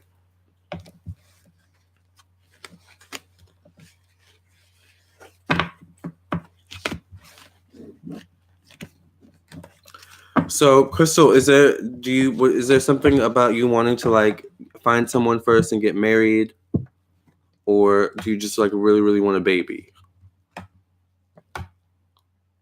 My first miscarriage was a boy. Okay, that's interesting because I was gonna ask you if you were pregnant previously, but I didn't want to step on any toes. So thank you for confirming that because I did get an energy of a miscarriage. But I do feel like you will end up having a boy and it will be birthed. All right. There's something about stress with like the first boy. Were you very stressed during that time? Siobhan says baby fever. Yes. Siobhan says, it's been a struggle for me, but I have so much fun with my girls. Yes. There's something about children where they really bring joy to your life. Crystal, I just want a baby. Okay. Yeah, I feel like you will end up having a baby, but there's something about the relationship with the dad that will be a little wonky or weird.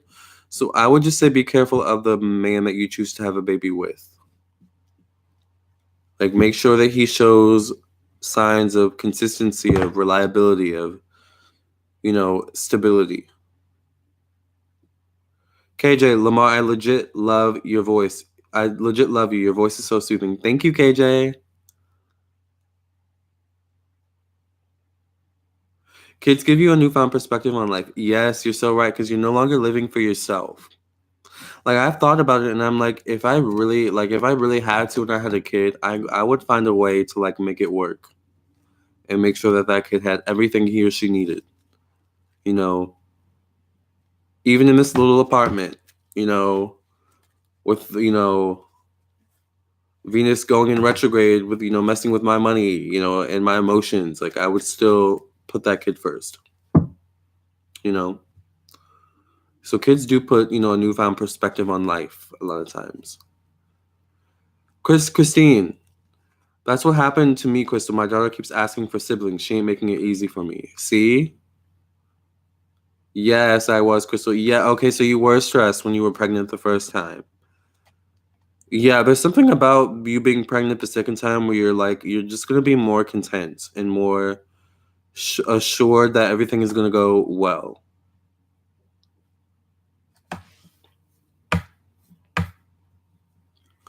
Lamarr, sir, how could I get to know if I could find love in my life? Sunny, you could either send a PayPal donation to my PayPal, or you can also send a super chat, and I will answer your question here on live. You could also visit my website, lamarrtownsendtarot.com, to get a full in-depth reading. Nathaniel, I agree with KJ. Your voice is so soothing and slow, which just gives me calm vibes. Thank you. Siobhan, just be as prepared as you can, because the baby is yours to take care of if you choose to have it. Exactly. Good luck, Crystal. Yes. Christine, my daughter is my everything. She's the light of my world. Nothing made sense until I had her. Exactly. I agree with KJ too. Thank you, guys. I love that my voice is so soothing. Thank you. So if you guys do send a PayPal donation, just let me know, because sometimes it doesn't pop up. But let's continue the conversation about how to attract love. So we've talked about Venus, right? So 7th house, we've already mentioned, is our actual one-on-one relationships. 5th house is romance, the courting phase, the dating phase, the getting to know one another phase. Now let's talk about the 5th house really quickly. The 5th house also rules hobbies, which is a really good way for you to find love, a really good avenue or channel to find love. So what are everyone's hobbies? For me, it would be tarot, it would be YouTube, it would be psychic readings, which actually I meet a lot of people through, right? So, I also have other hobbies. So knowing your hobbies and what you're into, is a good way for an avenue to find love, because we've talked a lot about self, all right, and attraction and what initially attracts love. But what avenues can that come through, right? So where are everyone's hobbies going on?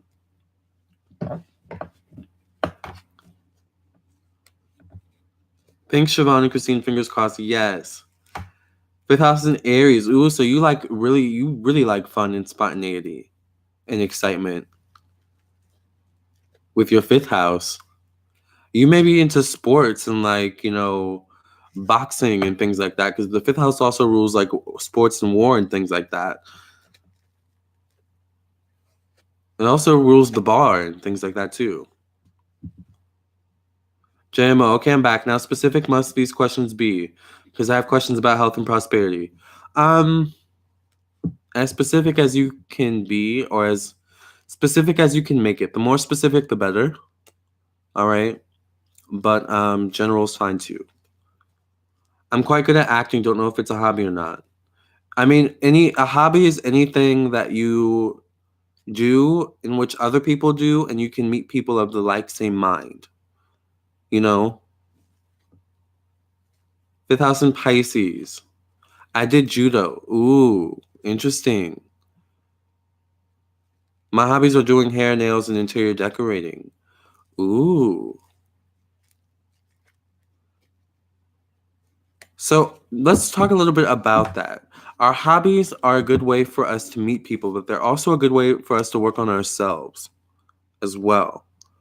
So with your hobbies being nails, hair, and interior decorating, that's a really good way to make yourself feel better, to make yourself look better, right? Mind you, finding love doesn't necessarily have to come from meeting someone face to face. Say you're doing someone's nails and they really like what you're doing and they say, "You know what? I have a brother who I think you would really like, or I have a friend who I think you would really like." You know? Like hobbies can lead, networking, can lead to other avenues of finding love that you didn't even know were there. Sine, thanks a lot. I'm Cancerian though, and I love your videos regarding Cancerians. I got to learn a lot about myself. Thank you, Sine. My fifth house is in Sagittarius, so you like freedom, you like expansion, you like traveling. All right. You like to explore, and you like adventure. Astrology is a hobby and a passion of mine. Exactly. And astrology is a good way to find love. People are always trying to find ways to learn more about themselves, right?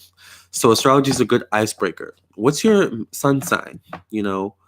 I always say that, what's your sun sign? What's your zodiac sign? It's always a good icebreaker, right? So hobbies can also be good icebreakers too. Hobbies, traveling, astrology, reading, nutrition. See? So if you ever see someone you like, if you ever see someone and there's something about their rising sign that attracts you, and maybe that Venus energy, that underlying Venus energy that attracts you, bring forth that fifth house energy. Talk about your hobbies, talk about what you're into. Thank you, KJ, for the $2.11 donation. I'm a Sag, he's a Libra Scorpio. We are past life karmic. So what do you want to know? Oh, are we past life karmic? Oh, okay, that's the question. What is your fifth house in, Lamarr? My fifth house is in Capricorn. So my hobby is work. Nurture that talent, Siobhan. Exactly.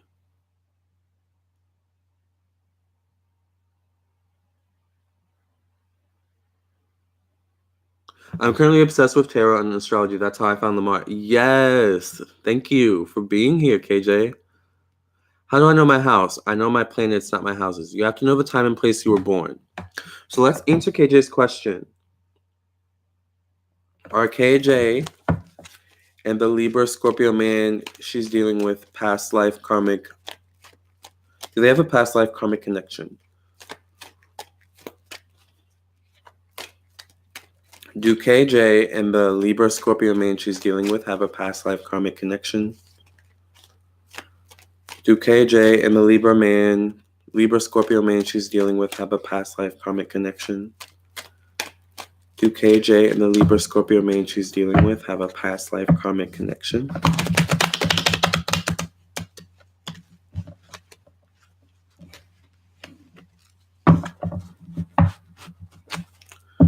Do KJ and the Libra Scorpio man she's dealing with have a past life karmic connection?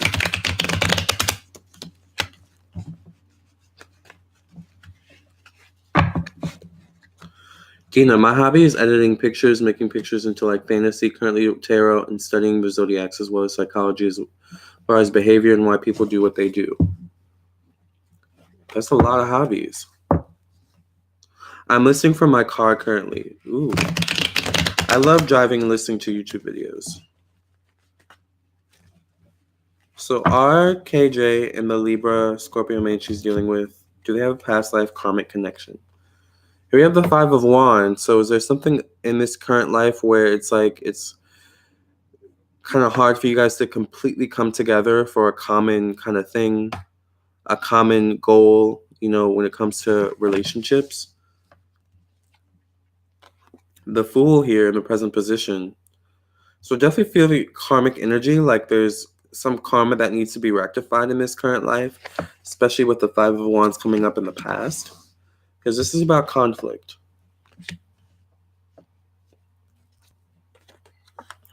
Here we have the Six of Cups, so this is also about a past life or a past connection, all right? So he's a Libra Scorpio. I think this is, there is something there with a past life connection. Definitely karmic. I get the Justice card. This is karma. I would say yes, you guys are past life it's a past life karmic connection here. All right. Definitely feel past life karmic connection energy. And I almost kind of feel like the roles were switched. Like maybe you were the man and he was the woman.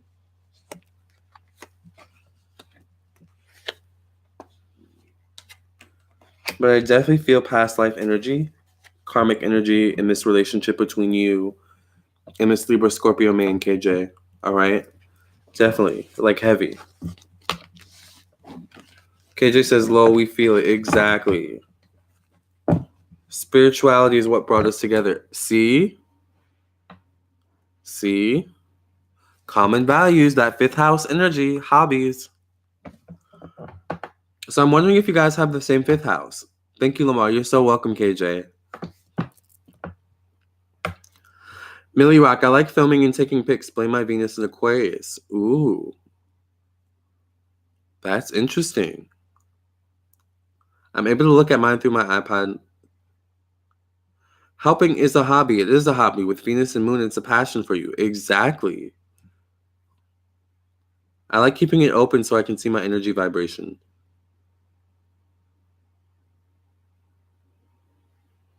I'm Virgo rising. What would you happen to know where my fifth house is in? I forget. I'm not really sure. You would have to look into your chart. My fifth house is in Libra. Just looked it up. Oh, so you like communicating. You like to network. You like to be out and about with your fifth house in Libra. You may also be attracted to the arts, too. Yeah, your fifth house is in Libra, too, David? So when looking at a potential mate, what are the most important placements? Gemini rising, that's a good question. When looking at a potential mate, what are the most important placements? The moon sign, the Venus sign, in my opinion, the Mercury, the Mars, and the fifth house and the seventh house. I know that's a lot. That's 7 places, 7 placements.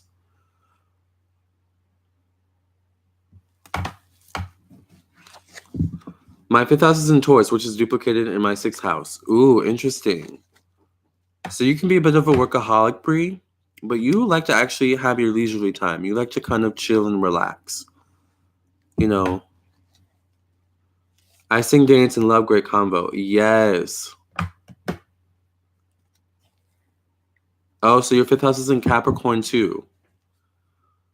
So you may enjoy working. You may enjoy doing productive things. Like that can be a hobby too, being productive. It's a hobby most people don't really understand.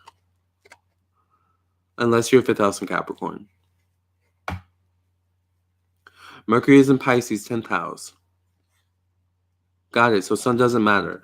No, the sun doesn't really matter when it comes to love. Like the sun is that kind of attraction force. It's the initial attraction.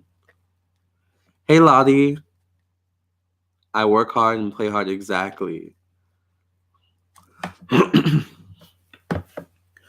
So the 7th house, which is ruled by Taurus, is our one-on-one relationships, our business partnerships, all right? And it's marriage. It rules marriage in a chart. So what's everyone's 7th house in? My 7th house is in Pisces. So when it comes to marriage quality and actually being in a long-term relationship, I'm actually attracted to spiritual guys, creative guys. One of the lessons that I'm drawn to is lessons in boundaries, right? All right. So I may be drawn to relationships that teach me lessons about boundaries and needing to put up my boundaries, right?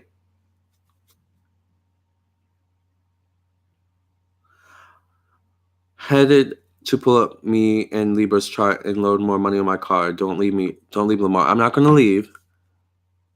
Dina, I've wondered what it would be like to have a daughter, but I'm fulfilled with 2 boys. Boys are all I ever wanted, and I have 2. My kids are half Portuguese and half Mexican. Interesting. My Mars is in 7th in Sag and 2 like David. 7th house is ruled by Libra, isn't it? Oh wait, you're right. It is ruled by Libra. I'm sorry. Not Taurus. My houses are weird. Is the 7th house the same as DC? What do you mean?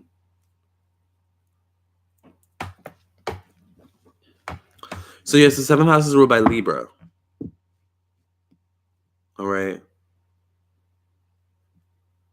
Siobhan says I always wanted a Latin lover. Me too. And you know what I think actually influenced that decision? And you guys are going to think I'm crazy, but I love Lucy. And I think influenced my decision to like want a Latin lover. There was something about Ricky that like was really attractive to me when I was little. Yes, your descendant. Okay, the descendant, opposite of rising. Exactly, right. I just love men. Me too. Descendant, like, okay, yeah, right. My husband looks Puerto Rican. Puerto Ricans are so fine, but was born in Mexico City. Puerto Ricans are so fine. Puerto Rican men are so fine. Ooh, Jesus.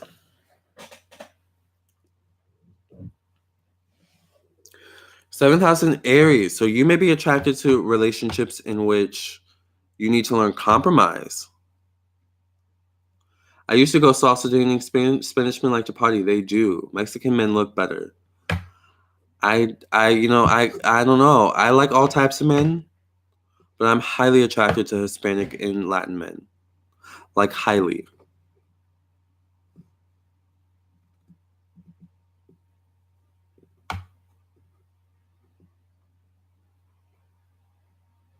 Foreign men period love to party. Yes.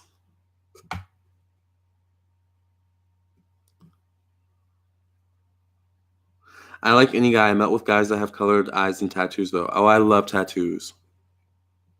Yes, I love tattoos. I need to go to the gym. And I need to go to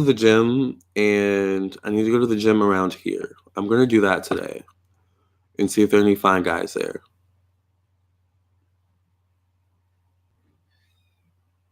I'm going to put my 5th house to work, honey. Yes.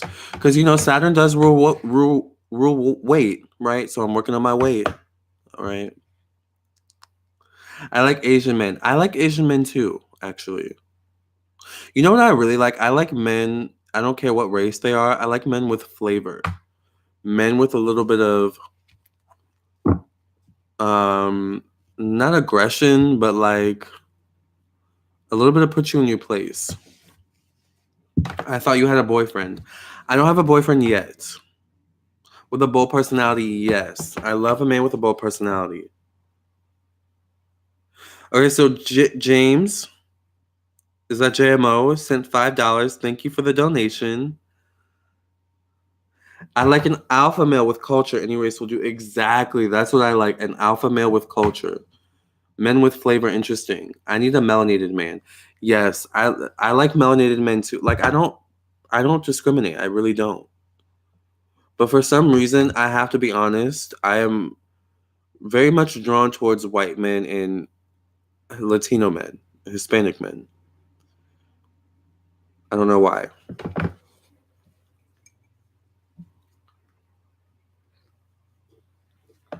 But don't get me wrong, if I see a fine brother, ooh, Jesus. Lord. There's nothing like a fine brother. I'm telling you. Or a fine Indian man or Middle Eastern man. Like I love when we talk about men.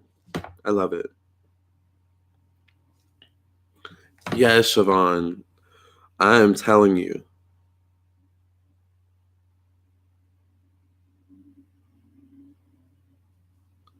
I like fun personality, so sexy. Yes.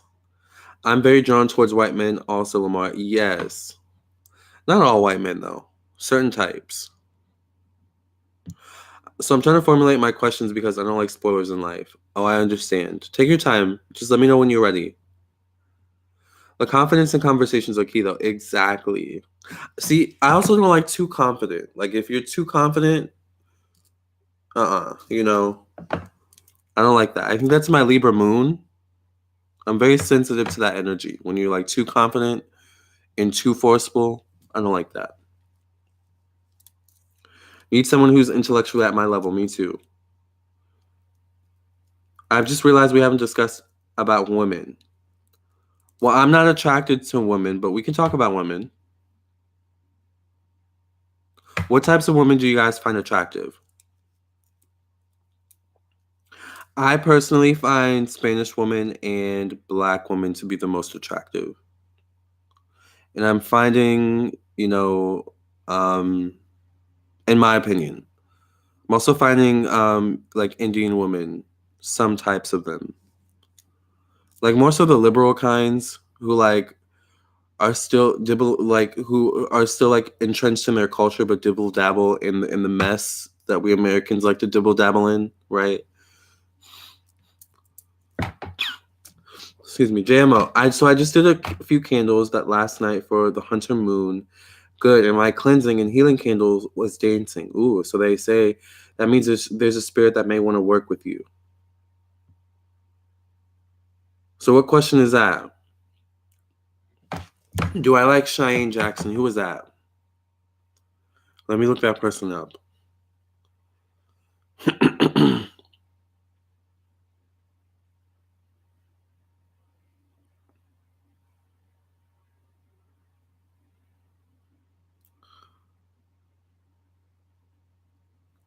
Let me look up Cheyenne Jackson.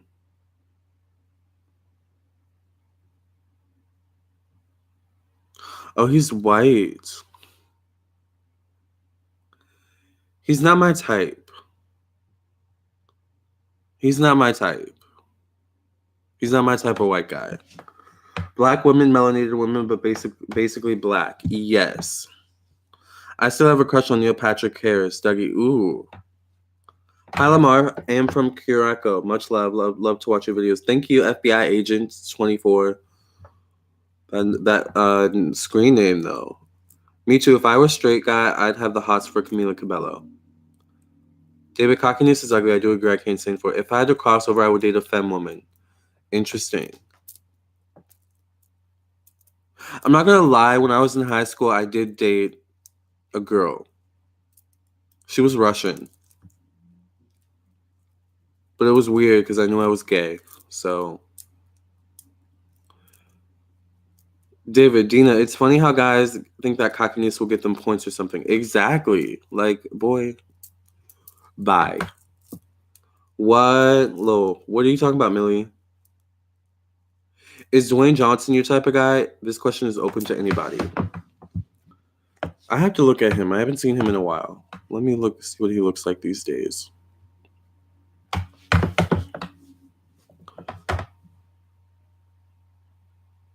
No. When he was in his prime, maybe, but not now. He gives daddy tease. I'm not really into daddies like that. Dwayne Johnson is The Rock, David. JMO, so The Rock is fine. Love daddies. Yes. He's fine, but he's not my type.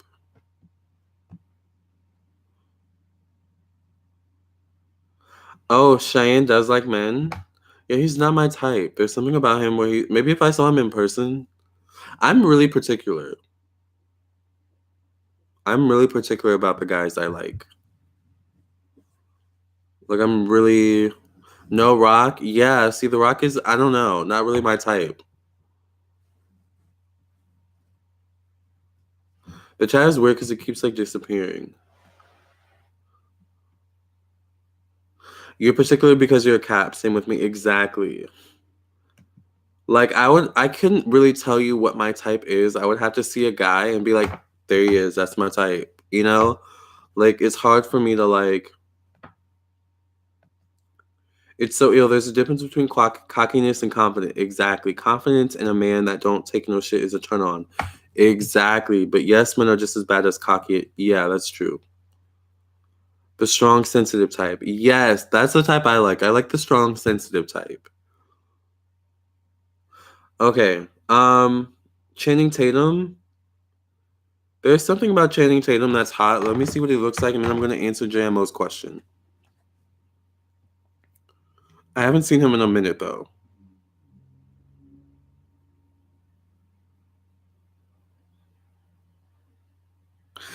Channing Tatum could get it, but he seems like kind of a mess. So he could get it, but then I would probably like ignore him. Because he seems like the type of guy that would get hooked easily. You know?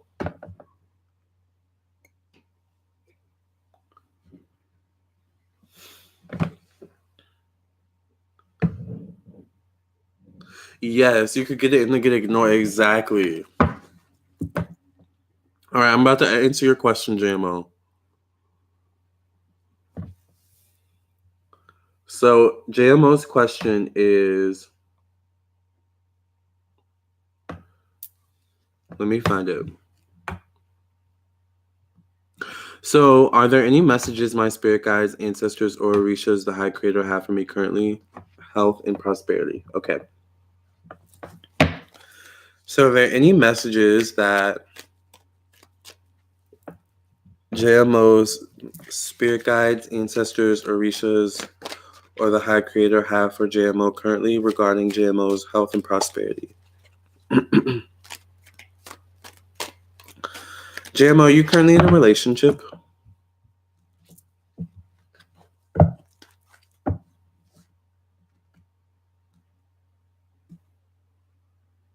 Jamo, okay.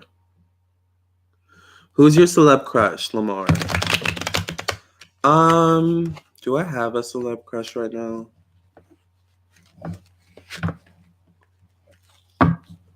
I have celeb crushes, but they're like not really consistent. Like I like them today, I don't really like them tomorrow. You know who I find really hot? Andy Samberg.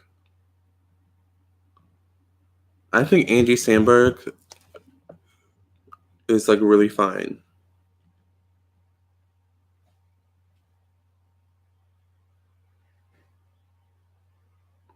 Like I would be all over him. I'm trying to think of who else. I'm trying to think of someone melanated.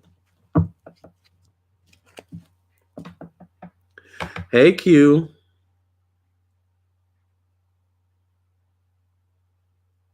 Millie, you don't like Andy Samberg?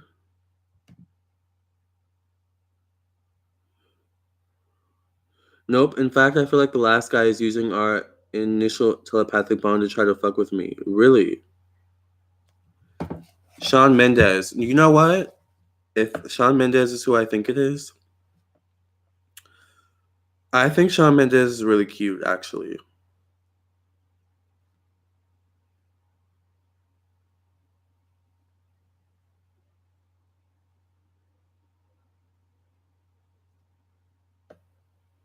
I think Shawn Mendes is really cute. Millie Rock said hell no to Andy Samberg. Why? You don't think he's fine? I kind of like goofy nerdy guys, to be honest. But there are a lot more that like I'm attracted to. I just can't think of any of them right now for some reason.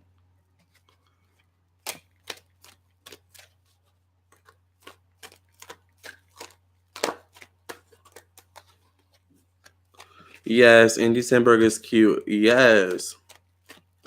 Shawn Mendes is a fetus, as far as I'm concerned, can't even be considered. How young is he? Dave East is my current celeb crush. Dave East is fine. Fine. Dave East is fine, I'm not gonna lie.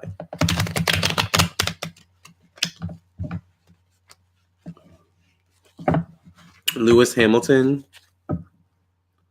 What messages do Jamo, spirit guides, angels, ancestors, and protectors have for Jamo about his health and wealth and his prosperity? What message do the Orishas have for Jamo?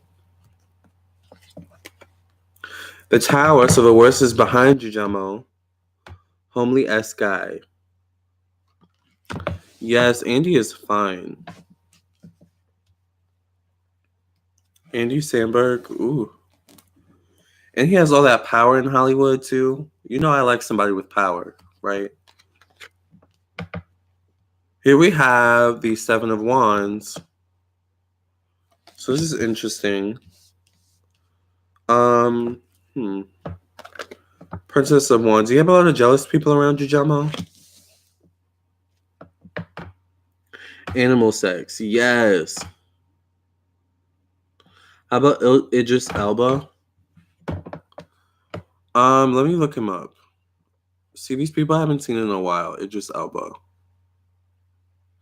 You know what? Yes. Idris Elba is fine.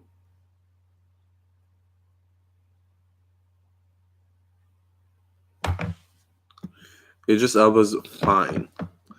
You know, I'm telling you, this guy I dated for a few months this time last year is pissed at me. Oh. La Estrella. Okay, so I don't want to mean to get all in your business, but what do you do for work, Jamo? Because I feel like the main of this like jealousy is coming from how you make your money or your work or something like that. I'm sticking by Lewis or Drake. I go back and forth on Drake. I need to look up Lewis Hamilton though. I don't like Drake's energy. Like I don't really think Drake could get it, to be honest.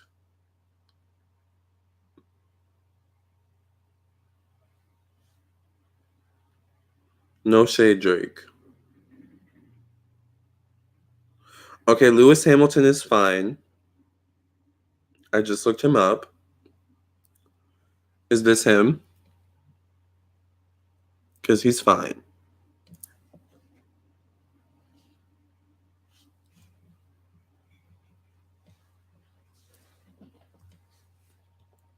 No Drake for me. Exactly. Where's Jamo?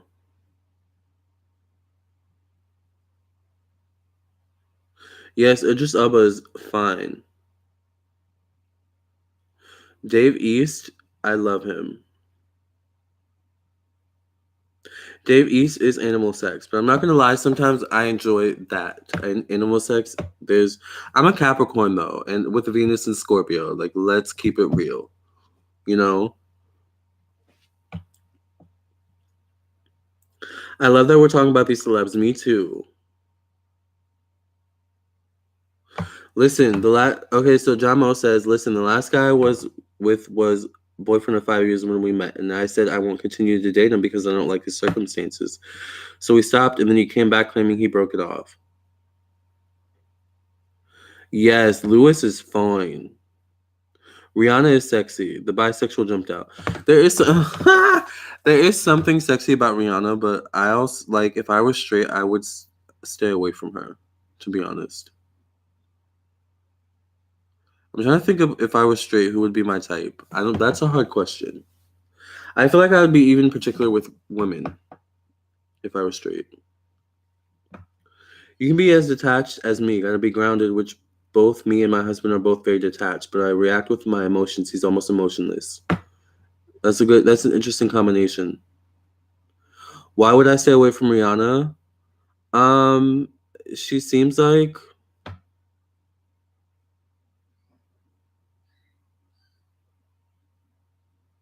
almost like an energy vampire, to be honest. A little bit. Then I eventually got rid of him because he has major anger and family issues. Plus, he wasn't out, and so was starting to come out more for me. So I think he's mad he let go of the ex and came out more for me. My job has a lot of people with a lot of attitudes. I work at a school and I'm in a new class and I don't trust the main teacher. She's very slippery. Oh, interesting.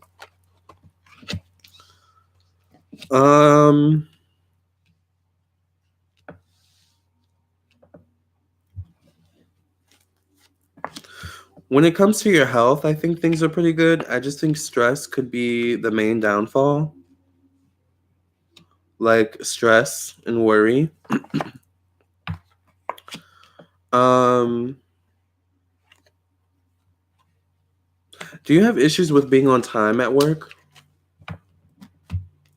Jomo?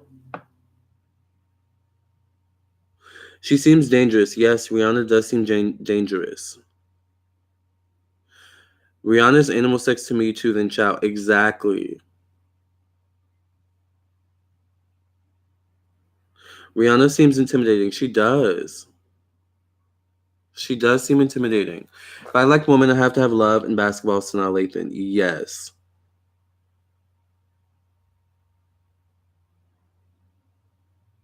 She's a mean girl. Oh, okay. Siobhan, I agree about Rihanna. Yes. I would stay away from Beyonce too. She seems very controlling. Yeah. Beyonce might be tempting for me though, to be honest, if I was straight. Beyonce would be more tempting for me than Rihanna. I have crush on Ciara too. Yeah, Ciara's cute. Ciara's not really. Ciara wouldn't be my type. It's all stress, bitch job and worrying and money. Yes, I'm notoriously late. Ooh, Jamo, you're notoriously late. That I see that being an issue. But there's also something about I don't see it being like a huge issue because I also see like something about you getting like a promotion or something eventually. But I just see like, yeah, we're giving you this promotion, but like you need to be more on time. Like it's like that kind of energy where it's like, oh yeah, we're considering you for this, but you know you have issues with timeliness or something like that.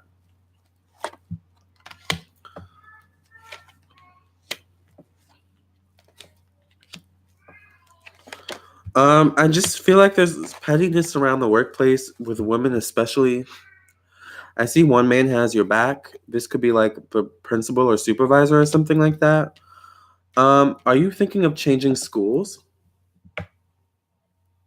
No, Nicki Minaj. I would never. Like, I would never with Nicki. That's crazy energy. No shade, Nicki. Selena Gomez is a no for me. Sorry, it's a no. Rihanna's Rihanna's every seems different though. Now she's become an Avon lady. Q, I cannot with you. Not Avon lady.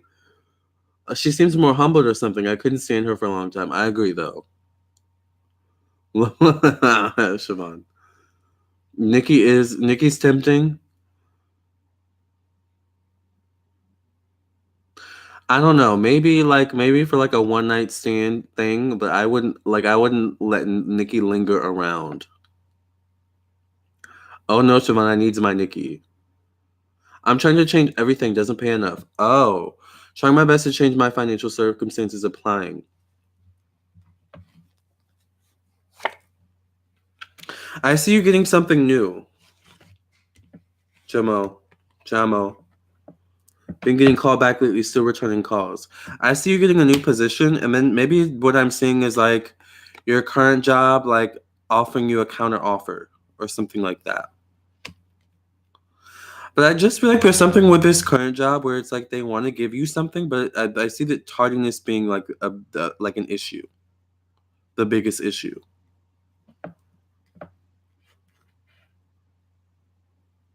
But with your health, everything seems fine. I would say drink more water. There may be something with high blood pressure as well. Um, Jennifer Lawrence is a no. I'm sorry. Hey Zuri, I'll go shopping with Nikki. That's probably exactly.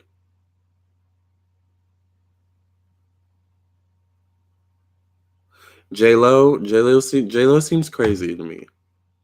Ashanti's pretty, but Ashanti's not my type.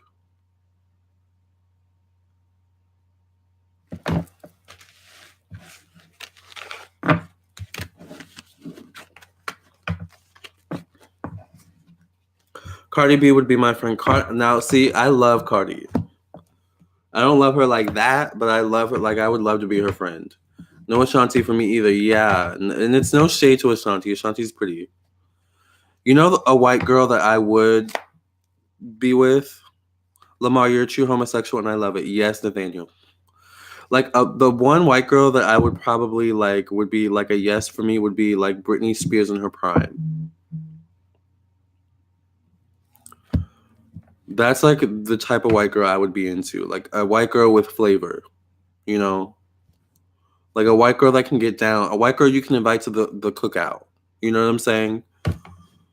Brittany is that girl. Or she used to be that girl.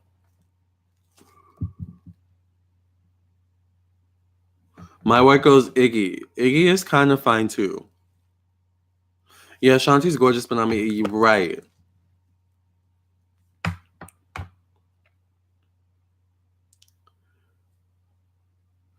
Jamo. So then I don't sleep enough. I've never liked to get up early. My health suffers because I'm around kids and they get me sick. Ooh. Yeah, protect your energy and also protect your like hygiene. Like I would get like especially with kids, I would get like hand sanitizer. Like really be like on that. Like, you know, making sure you're washing your hands and all those types of things. I feel like Lady Gaga is my sister from another mister. Yeah, like I love Gaga. I've never really like been like attracted to Gaga like that. Britney does seem cray cray. She does seem crazy. But I think back in the like in the slave area, exactly. In the slave area. It's funny because I've actually seen Lady Gaga live. She's actually kind of sexy in person. She's short though. But this was back in like 2014. So I don't know if she's changed a lot since then. This was during the art pop era. Yes, Nick Jonas is fine. Nick Jonas, and who's the Jonas who looks a little darker than the others? Because I like him the most.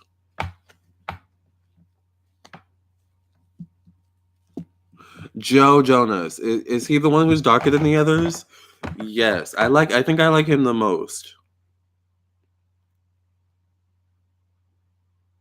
Exactly. Joe is bae. Let me look and see if Joe is who I'm talking about. Because Nick is fine, but I think the other one is more fine. Yes, Joe Jonas. Although he looks skinny lately. He's looking different. But I think he's fine. I think Italian women are pretty. Italian women are pretty. It's not easy to be a teacher. I taught college level. It was rough. Yes. Jamo, I have had to have been a hetero woman in a past life because I can barely see women sexually. I feel the same way. Like I must have been a woman in a past life. Jamo, Lamarr, thank you so much. You've confirmed what I already expected. You're so welcome. By the way, quick question. What if the 5th and 7th house is empty on a potential partner's check? Then what? Ooh. I've actually never ran across that, but I know that's a thing. I'd have to look into that further. If you guys want a psychic reading while I'm here, you can send via PayPal or via Super Chat, by the way. Lamarr, have you ever liked women? I dated women when I was in high school. I dated one girl.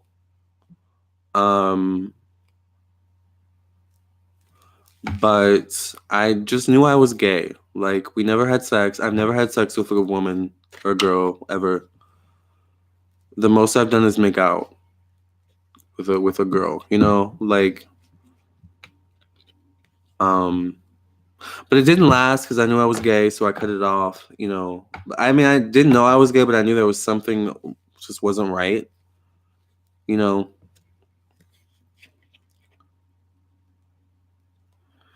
Like with gay, it's like more than just like, oh, you know, he has a penis, she has a vagina. It's like, you know, it's the essence, it's the emotional aspect of being in a relationship. At least you didn't try to fake it, Lamarr. Exactly. Mark Wahlberg. There's something about Mark Wahlberg where he seems really closed off. At least you were true to you. Exactly. Attraction is an essence. It is. Yeah, I'm not really feeling Mark Wahlberg, to be honest. Mark Consuelos, yes. Let me look him up.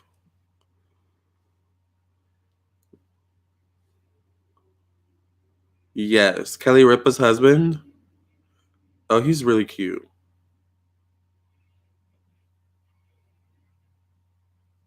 Yeah, he's really cute. Mark Wahlberg gives you women beater cue. I get that kind of energy from him too. Even in older age, yes, Shimon. Mark Consuelos is fine. Like I just feel like Mark Wahlberg has a dark side to him,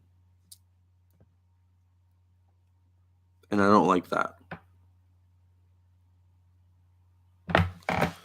Q is hilarious. Terrence Howard. I like Terrence Howard. You know who I really find fine?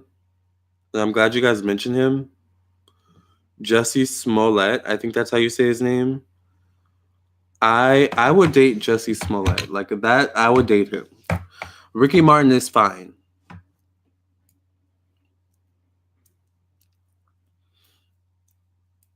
Jesse is a cutie. He is. Jesse is so cute. That Jesse's my type of guy.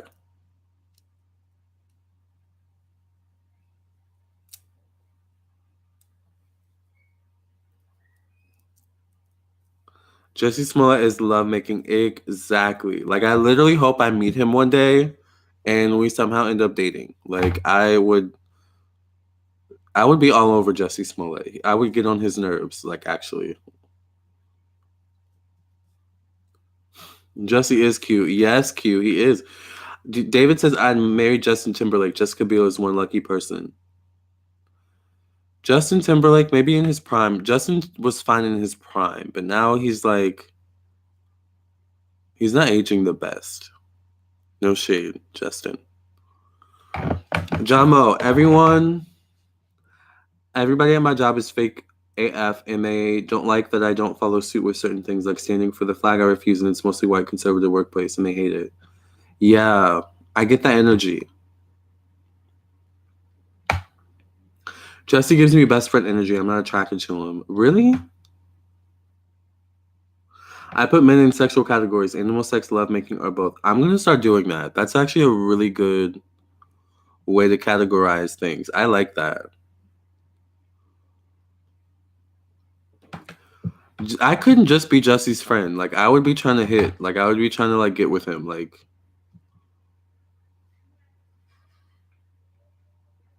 Dina. Amarion's picks all up in my room. Amarion did used to be fine. Justin is cracking. Lamarr, what's it mean for me to have Juno in Pisces in my fifth house? Well, Juno does deal with love and relationships. All right. That is romance and it's exalted in Pisces. So that's actually really, really good when it comes to your love life and your ability to attract. I know I love Siobhan's categories. Jesse seems like he buys good gifts, romance. I know. He does. I wonder what his zodiac sign is. I also wonder if Jesse has a boyfriend. You asked what my crush is. Jesse's like for sure one of my crushes. Like, yeah. Dina says I like animal. I like animal sex. Me too. I also like lovemaking too. I used to think the Warrior Princess Xena was so pretty. I love that show. I agree, Gemma. He's good looking, but I wouldn't want to date him. That's interesting. What are you guys' like? What kind of guys are you into, Q? Because I feel like you're more into like, especially with that Venus and Aries, you're more into like powerful, dominating, guys. Siobhan says categories are good for perspective. They are. My next year is 3. Theo James? Who's Theo James?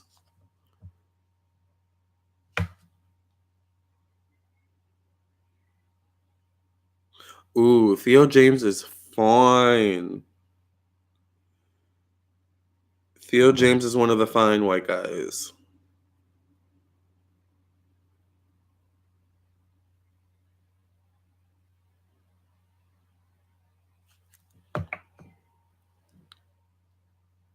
He's fine. Jesse's a Pisces. Oh, I love that.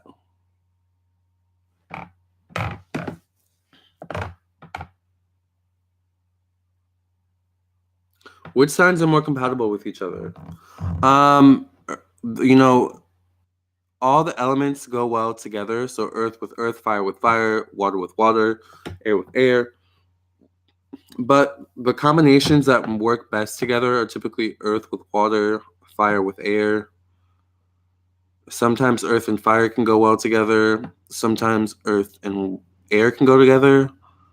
In certain circumstances, depending on what type of water, what type of fire, fire and water can go together.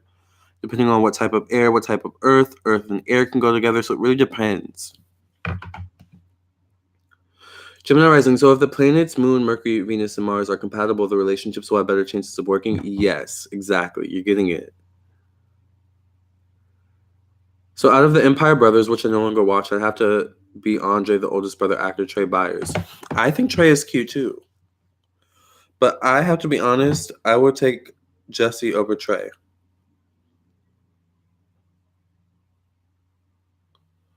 Oh, Trey is cute. Actually, Trey is fine. But Jesse would still be main bae. Trey could be maybe the side bae, right? If that's such a thing. But if Jesse weren't cool with that, then I would just have Jesse as my main bae. I would probably fight over Jesse, and I don't fight over guys. Exactly. Like, there's something about Jesse where it's just like I would not only make love to him, but I would also date him as well.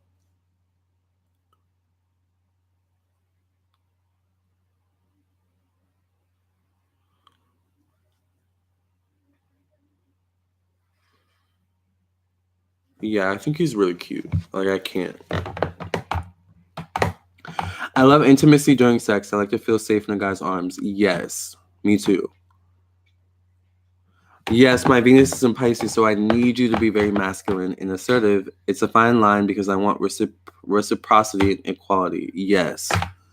That's that Neptune, Jupiter energy. Overaggression turns me off.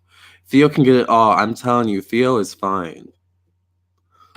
Nathaniel says, Lamarr, you're hilarious. Thank you. Theo James is fine. Ooh. Q. I find myself being attracted to the masculine, a little rough, around the edges type, but I love sensitivity and gentleness. If you try to control me, we'll bump heads. That's at Venus and Aries. What's your moon sign in again? It's in Taurus, right? Yeah, Tauruses don't like to be controlled. And your rising's in Sag, right? Denzel's son is handsome too. He's a Leo with Mars and Scorpio. So let me look up his son. What does his son look like? Denzel Washington, son. Yes. With a beard and everything. Child. Zac Efron, not really my type. Maybe if I saw him in person, though. Because with some people, it's like different in person. I feel like I might actually like Zac Efron in person rather than like on TV. Like, I feel like if I saw Zac Efron in person, I would probably be like, okay, like, yo, I'm trying to hit, you know? Trey Animal Sex, Jesse Lovemaking. Exactly. You mean Trey Songz? Trey Songz, by the way, I'm not totally into. How do you guys feel about Trey Songz? There is something I get about Trey Songz, like a bisexual, bi-curious energy, but even with that, I'm not into it totally. Zac Efron is one good-looking man. He is. Theo is fine. Yes. Jussie Smollett. Jussie Smollett is an actor on Empire, which is a famous TV show in the States that I don't watch, but I know about. Hi, Cheryl. Zac Efron, yes. Hey, Faye. Zac Efron is cute. Yes, he is cute. But, like, There's something about Zac Efron where I feel like he looks one way on camera, but if you see him in person, he has like some essence about him where like if you see him in person, like it's a different experience. I love Jesse. He's a beautiful, beautiful man. He is.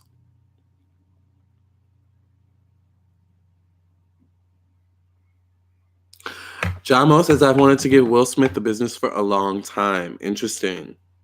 I don't really find Will Smith attractive, actually. Odell Beckham. Ooh, Odell Beckham is fine. David Beckham. I don't really see the hype with David Beckham, to be honest. How do you guys feel about David Beckham?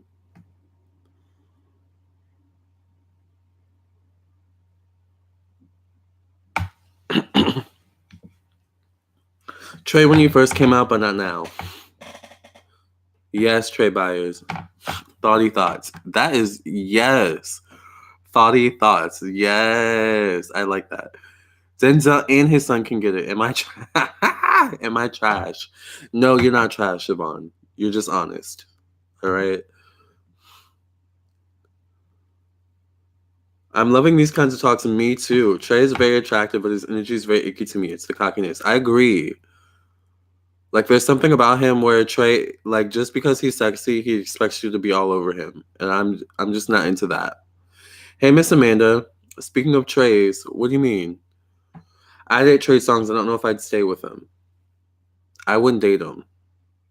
Trey was bae for a while. Trey was fine when he like first came out. Kevin Hart it's a no for Kevin. Kevin Hart. I'm sorry, Kevin Hart. There are rumors about Trey Songz. I think there's something there. You mean Zac Efron is cocky? No, I think that Zac Efron. Okay. So this is the energy that I get from Zac Efron.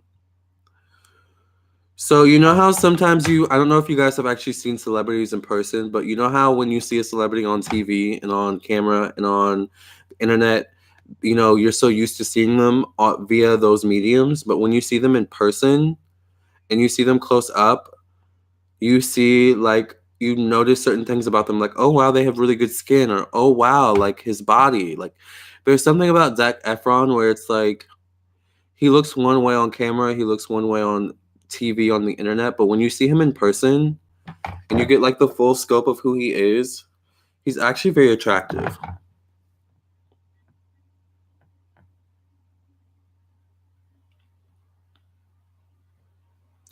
His eyes give nasty, and I love it. Trey Songz, yeah, I think Trey Songz is a little kinky freak, and I typically like kinky freaks, but he might be a little bit too kinky for me, actually. I keep bumping heads with my new Satch interest. Too much fire in both our trusts. I was about to say, is there fire? Isaiah Mustafa, the Old Spice guy, fine. Ooh, that's the Old Spice, the black guy, Old Spice guy, right?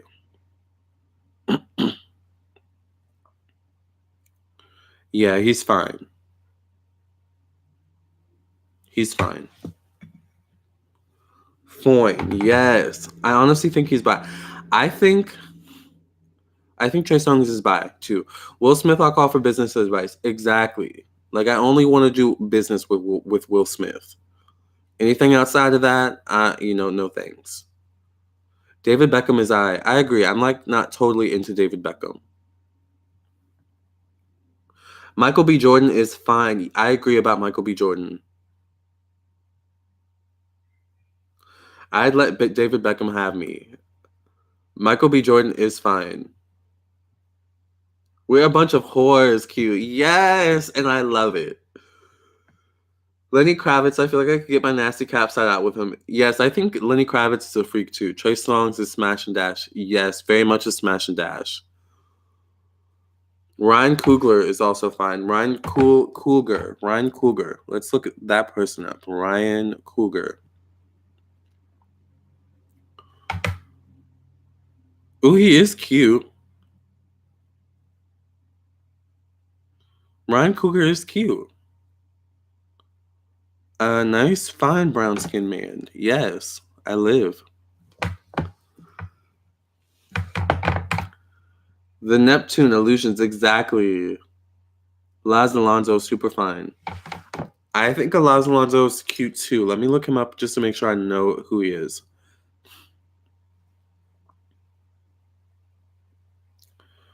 Oh. Wait, I don't think I've actually seen this guy before. He is really fine though. Laz Alonso. Look at that smile. I love it. Chadwick Boseman from Black Panther, yes. Maxwell, let him impregnate me if he could. Yes. That's funny. I've actually had a guy kind of say that to me before. Like, if you were a girl, you would get pregnant. I was like, it was kind of weird. Oh, you mean Trey? I think we're all kinky in this room, to be honest. Tyson Beckford, Makad Brooks. I wonder if August, Will, and Jada are having sex. No shade. I don't know, but there's something going on with August. Like, he's been looking weird lately.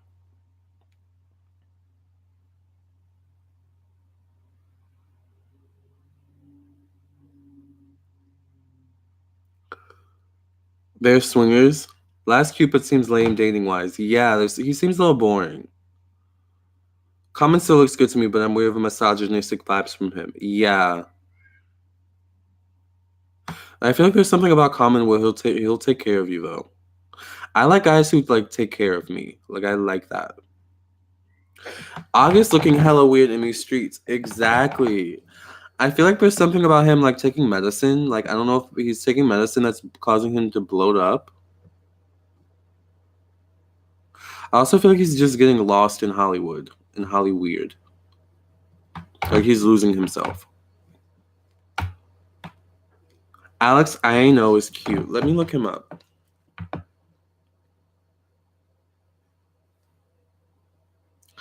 Alex Aino. Ooh. How old is he? He looks young.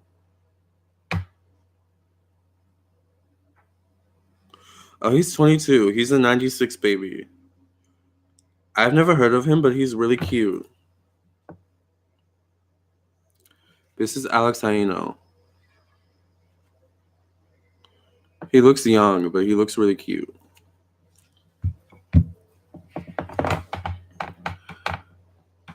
I've told guys that I'd have their babies if I could. I might start using that line. I think August to get it. It's all about the lips for me. Lips and mouth. You know what? I think August could get it too, but I'm just a little wary of his crazy. You know? He seems a little crazy. My wild side is coming out, guys. It's very, very, very rare that I let him out. Yes, let it out, you guys. His cheeks look bloated or something, starting to look like Jada. Exactly. Luke James is fine. I feel like I've seen Luke James in person, actually. Chris Hemsworth. He a baby. I ain't R. Kelly. I'm saying, Lil Alex. Yeah, I know, right? He's cute, but he's young. Let me look up Chris Hemsworth. Is he white? Oh, he's white. He's the guy that played Thor. I live for this Chris Hemsworth. Like this one, I live for. I don't like the short hair. I don't know why. I don't know. He's so, you know. Chris Hemsworth is the definition of a man. You're right about that. Henry Cavill. August is sick. Oh, okay. What is he sick with? Henry Cavill. Let's look him up.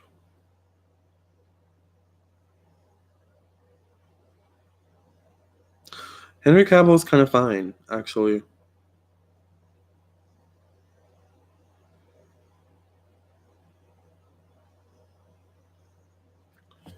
I'm not gonna lie, there's something about him that's kind of fine. I don't know if you guys can see.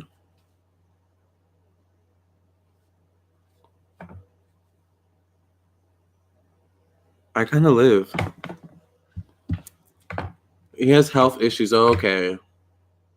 Yeah, because I just see him taking medicine, but I see it having side effects. And I feel like the side effects could be bloating or something like that.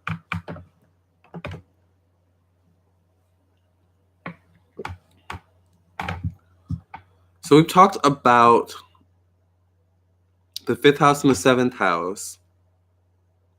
I think those are talked about the main placements when it comes to love, right? Unless we could go further into the nodes, or the Lilith. But that's more so when you get deep entrenched into the relationship and you have to work through issues, right? Michael K. Williams, when he played Omar on The Wire, something about the scar and that chocolate skin. Michael K. Williams. Lilith, yes, because Lilith is our dark side of our personality. Right? Michael K. Williams. Let me look him up. I love conversations where we can just have kiki chat. Ooh, he's fine. There's something about a very dark-skinned brother that makes my knees weak a little bit, but it has to be a specific type of darks. I'm talking you'll see in a second. I'm trying to find a good picture of him. Like this type of dark skin. I think he's fine. There's something about it that makes me a little weak. Yeah, the chocolate skin. Sterling K. Brown. Let me look him up.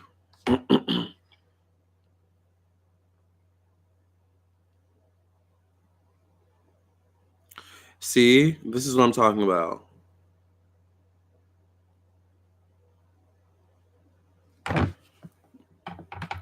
Fine. Fine. So how do I find out if I'm a child of Oshun? Because I think I am. I think I'm a child of Oshun too. I don't know how you would find out though.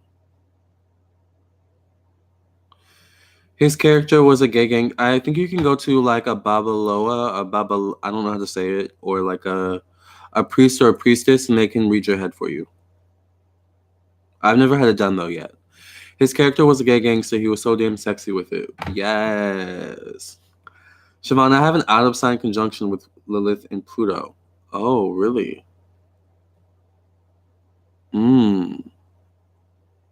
So maybe there could be temper in relationships, because sometimes Lilith can be our temper, right? So with that conjunction in Pluto, kidney disease or something. Ooh. Peter Alamu Carter is my brother. You may find him attractive. Is he really your brother? Or your brother by another mother? Peter Alamu.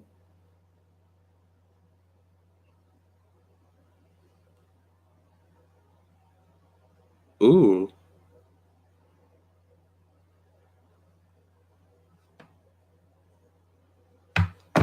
He's really fine. This is Peter Alamu Carter.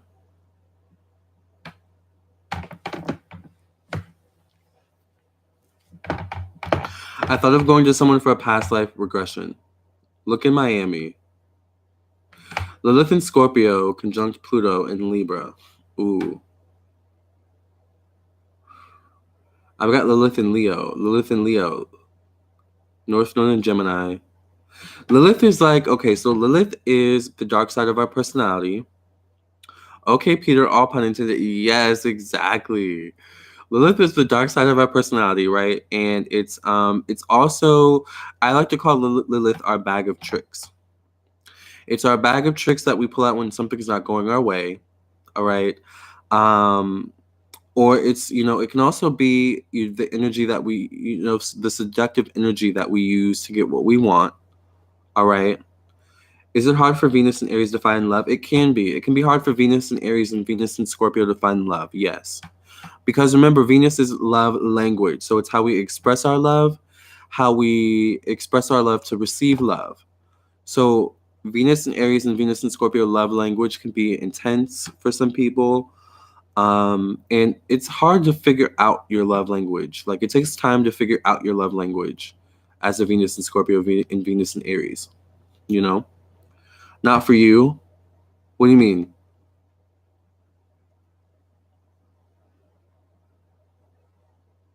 You have Venus in Aries? Right.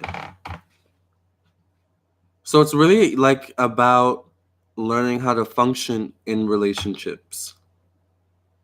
If that makes sense, with Venus and Scorpio and Venus in Aries. My Gemini daughter has Venus in Aries. She already taking talking credit scores from it. Exactly. Yes. And Venus in Aries and Venus in Scorpio can have high standards. Like extremely high. Same for Venus and Capricorn though. It's not hard for me, but I just haven't found it yet. I date a lot though, but I'm celibate. Mohammed Fahim. Hi from Russia. It's 2 a.m. in here, and I have no idea how the hell did I end up in here. I don't know either, but thank you for joining us, Mohammed. By the way, if you are new to my channel, subscribe. Hit the bell next to the subscribe button. All right, so that you get a notification whenever I upload a new video. It is 6:42 here. 2 a.m. in Russia. Yes, yes. It's 6:42 p.m. here, and I have not eaten anything. I'm starving.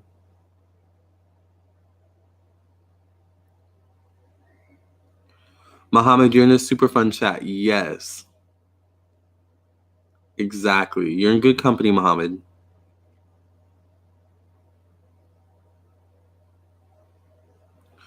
Would date a man that is still closeted?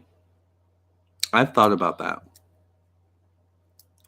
To all my gay men in here, would you date a man that's in the closet? I don't know if I could. He'd have to come out eventually. It's 11:42 p.m. in the UK. Only if he's willing to come out for me, I wouldn't. Exactly. Because then he gets to have his cake and eat it too, right? While we're like left out in the dust, in the cold. So he'd have to come out of the closet. Siobhan, no hiding if you're not too much to deal with, in my opinion. Exactly. Jamo, him being closeted means I need to be some level of closeted, and that's not fair. Exactly, because you've already come out. You've done the work, right? I did and would always tell him, and that his family would eventually find out. Exactly. I'm not going back in there either. Exactly. I'm very intense, Brittany. Mohammed Fahim, so if you think about it, I'm kind of living in your future, guys. That's true. And on some level, it is. Siobhan, I know it's a process to come out. That's got to be a lot too much. It is a process. It is a process. And it's a process that's different for each gay guy, right? So, you guys are coming up with some good questions. But I hope you guys understand the layers of attracting a partner. You know, the initial attractions when it comes to the sun sign, the rising. Then we get deeper, you know, we get into the moon, right? And then, you know, once we really get into the trenches of the relationship, you know, then other placements starts coming out, you know. Then you have to meet the person's family, right? So you get even deeper into that moon energy, that fourth house energy. You get to know where that person works, what they do for a living, you know. So it's all about having a good relationship with yourself when it comes to attracting love. I was forced to come out. Very high. Yes, high standards. Siobhan, then to date a guy who's still hiding? No, exactly. Rihanna's also Venus and Aries. Ooh, see? Siobhan, we all have several closets to come out of in life. Exactly. Lamarr, Nathaniel, how long have I been live? I've been live for 2 hours and 34 minutes. David, I first revealed that I was assaulted and coming out after. I came out when I was in my sophomore year of college. So that was back in like 2011. So that was not actually that long ago. That was, what's today's date? 2018, 7 years ago. 7 or 6 years ago. I've been out of the closet.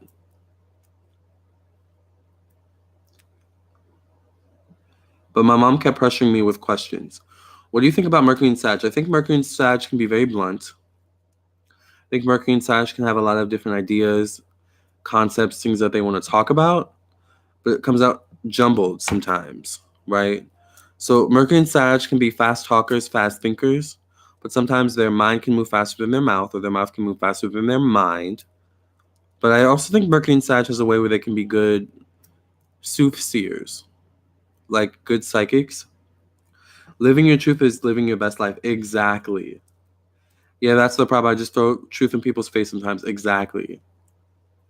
Still trying to heal and work through the assault. Yes. Mercury and Sag is good for rappers. Very, very true. Very creative, because remember, Mercury is communication. Dina, gotta go to my interview. Love you all. Bye. Bye, Dina. Good luck on your interview. God protect Dina. Surround her in your fiery wall of protection. Allow her to know, help her to know the right things to say during her interview, and help her to have her emotions be balanced. And walk with her, Lord. Amen.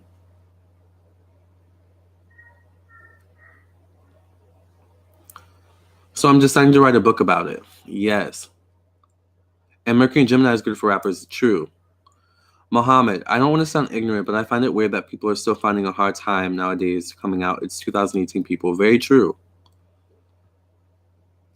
But it's cultural conditioning, it's societal conditioning that we all need to deprogram when it comes to coming out of the closet. Family conditioning. Lamarr, which Mercury placement do you think is the best? That's a good question. For some reason, I want to say Mercury and Leo. What do you guys think?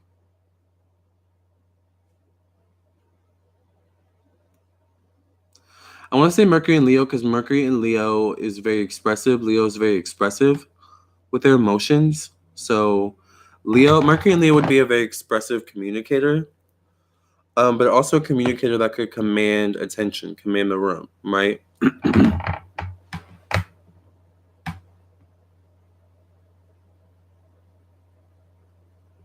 I think Mercury and Aquarius is the best placement. I could see that. Very open-minded.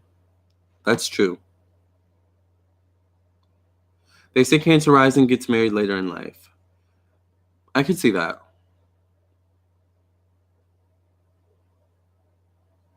But it's also culturally relevant. Black people have extra stigma when it comes to coming out, especially black men. Very true. Mercury and Scorpio in the second house. So you like secrets.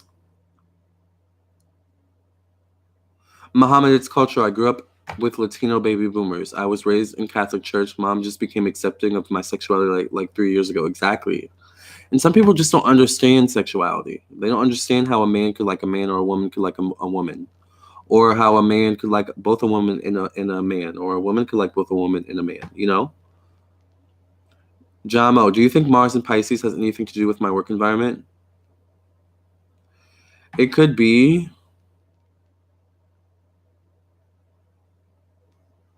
You have a tendency to be drawn to situations that allow you to be a healer in some way, or situations that need healing. Mercury and Leo, Alicia, ooh. Muhammad, I'm Cancer too, still single as fuck. I feel you, Muhammad. Now, Muhammad, are you gay or straight? Or bi? The house Mercury is in can be in conflict to the sign. Exactly. I have Mars in Pisces too. I feel iffy about the placement. I'm so attracted to Mercury and Sag. Interesting. Muhammad Fahim says he's bi. Okay. Interesting. Well, you're definitely in the right place, Muhammad. Muhammad looks very attractive in his profile picture, but I can't really tell. I'm gay, by the way. Mercury and Scorpio can be diarrhea of the mouth, dark humor too. Exactly. Yes, Q. Me and Q are both on the same page here right now. And I do like to share my knowledge. See? You have Mercury in Cancer. So you're very sensitive when it comes to communication. Mercury in Capricorn. What about Mercury in Capricorn? Remember, we talked about Mercury and Capricorn. $4.44. Thank you, KJ, for the $4.44. Please ask your question, and I will answer you. Millie Rock, are you tired? A little. I'm a little tired. I'm more hungry than tired, actually. I haven't eaten all day. So I like Sag energy so much, and Cap 2 Tauruses are a bit boring, but the ones I've dated are stable. Very. Muhammad does look attractive. He does.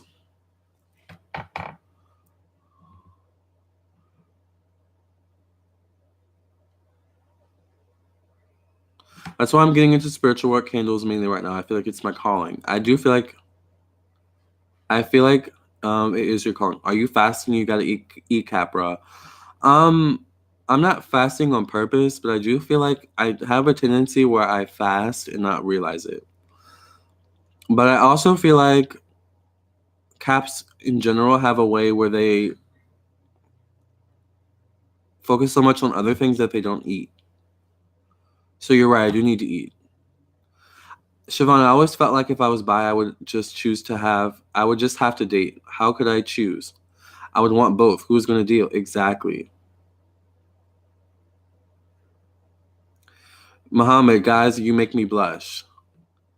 Well, you're welcome, Muhammad. Maybe I can tell your mood change. Yeah, I'm just kind of hungry. Where's KJ though? KJ sent a donation.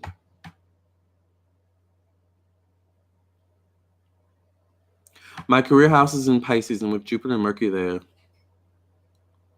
I've been told I'm a good teacher. Millie Rock, I do the same thing. I usually eat once a day. Same. And then like when I eat, it's like a really big meal. And then I'm like tired and I don't want to do anything. So it's not the healthiest.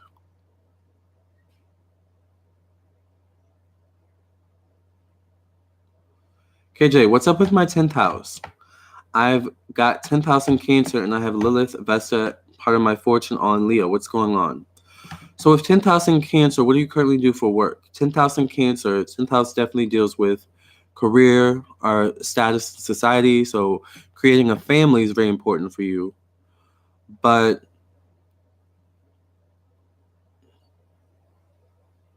definitely a bad habit, I know. Now with your Lilith, Vesta, and part of your fortune all in Leo, we talked about Lilith, Vesta. Now Vesta is, what is Vesta again? We have to look it up.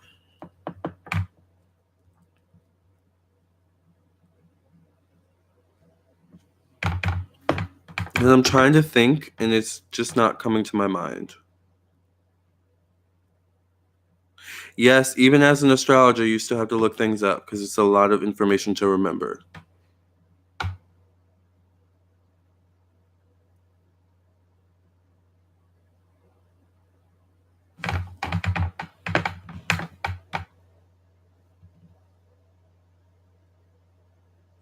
Okay, I just want the basic breakdown of what Vesta is. I don't need all this nonsense.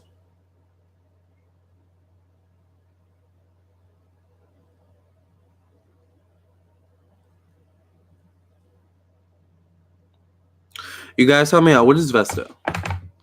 Again. Oh, wait, I found it. Just kidding.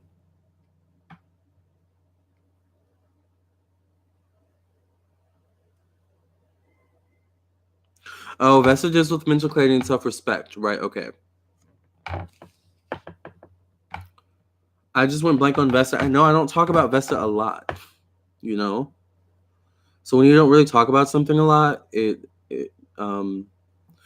so with Vesta in Leo, and that being your house of self-respect and clarity, what else do you have in Leo in your fortune? So I understand why you're confused because part of you needs to really get out there and make things happen. But with that 10,000 Cancer, you have a natural inclination to want to stay home. Go get something to eat. We will wait unless you want to go for the night. I think I'm going to answer KJ's question and then I'm going to leave and I'm going to come back. Which house is your career house? It's the 10th house. Yes, astrology is very complex. I definitely want a family badly. Just wondering what all those other things in my 10th house mean. Could it mean I could be successful in tarot from home one day? It could, because there's an aspect with all that Leo energy in Cancer where it's like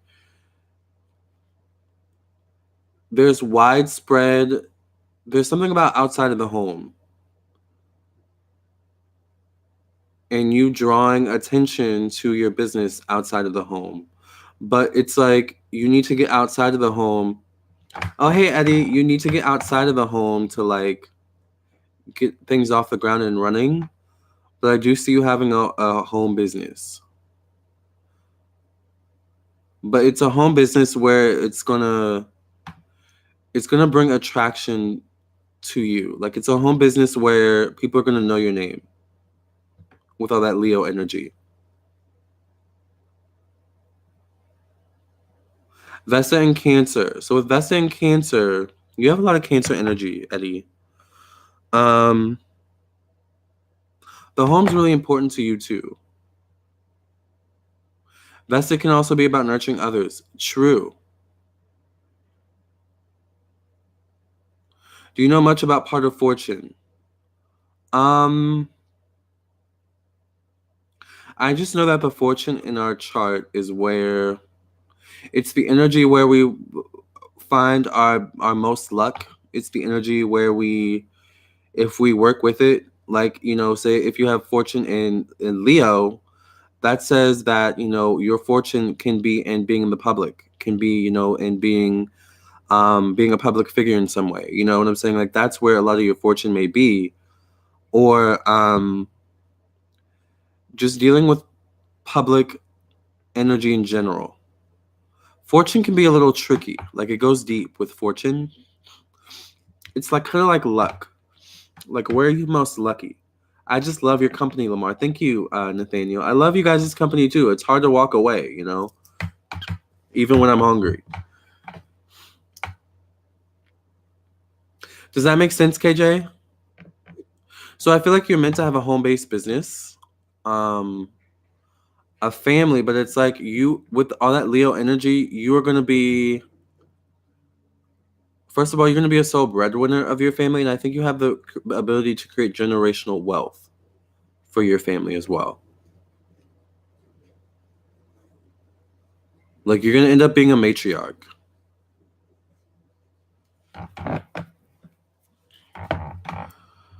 My part of fortune is exactly conjunct my Uranus in the 12th house. Wow. My fortune is in 6th house, Sagittarius. I think my fortune is in Aquarius. Fortune in Virgo. So when it comes to fortune, it's the energy of where are we most lucky. So whenever there's something going on with Aquarius in the sky, for example, Q, you may, it may be a lucky time for you. Same for you. If there's something going on when Jupiter goes direct in Sag, once again, it would be a good time for you to work on career-related efforts, work-related efforts, especially since you have your fortune in your 6th house, David. For you, Cancer would be working with family, or for you, Faye, KJ, people are drawn to me, but I definitely want to be home, though. Thank you, Lamarr. I'm going to stay on my path to becoming a home-based business and occult practices. I would say stick with it. Stick with it, especially if you're noticing signs that it's working for you. I found my chart has a few at the 8th degree. Family is all. Exactly. Wow, you just gave me chills saying I'll be a matriarch because I don't even have kids yet, but I want them something bad. Yeah, I see that in your Juno and Scorpio. Ooh, cute. Juno and Scorpio with that relationships can be extra tricky. Because you like power and domination, but you also have an aspect to you where you like an emotional depth. And because Juno also deals with how we deal with changes in relationships, how we deal with changes in relationships. So there's something about you when it comes to change in relationships, you have a way of feeling like you need to control things or feeling like you need to turn to drastic measures to keep things the way they are or to prevent change from happening, especially if it's change in which you feel like you may lose power or you may lose the grip you have on the relationship. Does that resonate? Juno and Cancer. Juno and Cancer can kind of be the same way. All the water signs can.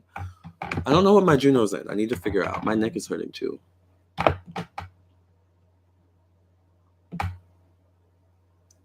Yes. Oh my God. Yes, Q.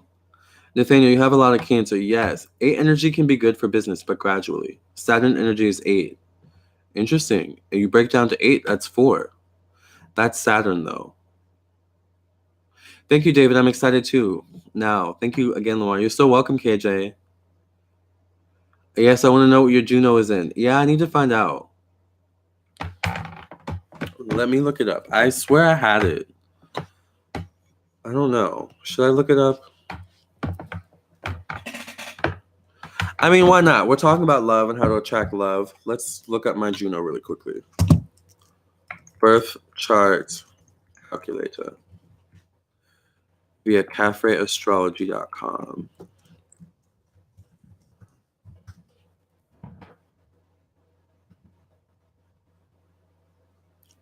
So I was born December 27th, 1991 at 9:18 p.m. And I won't tell y'all where I was born.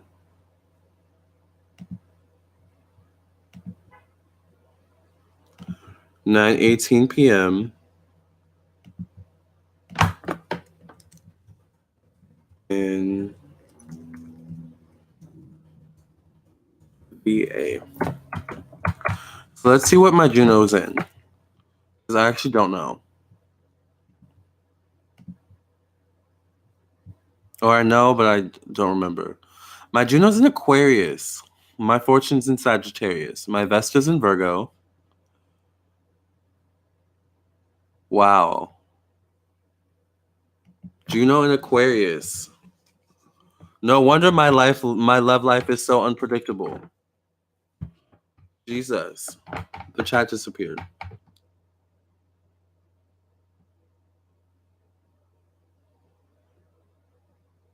Your Vesta's in Virgo too, Siobhan?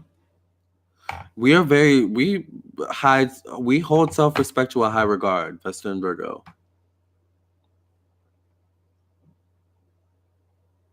Your Juno's in Scorpio. Juno and Aquarius, kinky lovers only, huh? Exactly. Is that where that comes from? Because I love the kink. Like I can't help it. You don't know your Vesta? I have an idea of what they all mean. It's very basic. Yeah.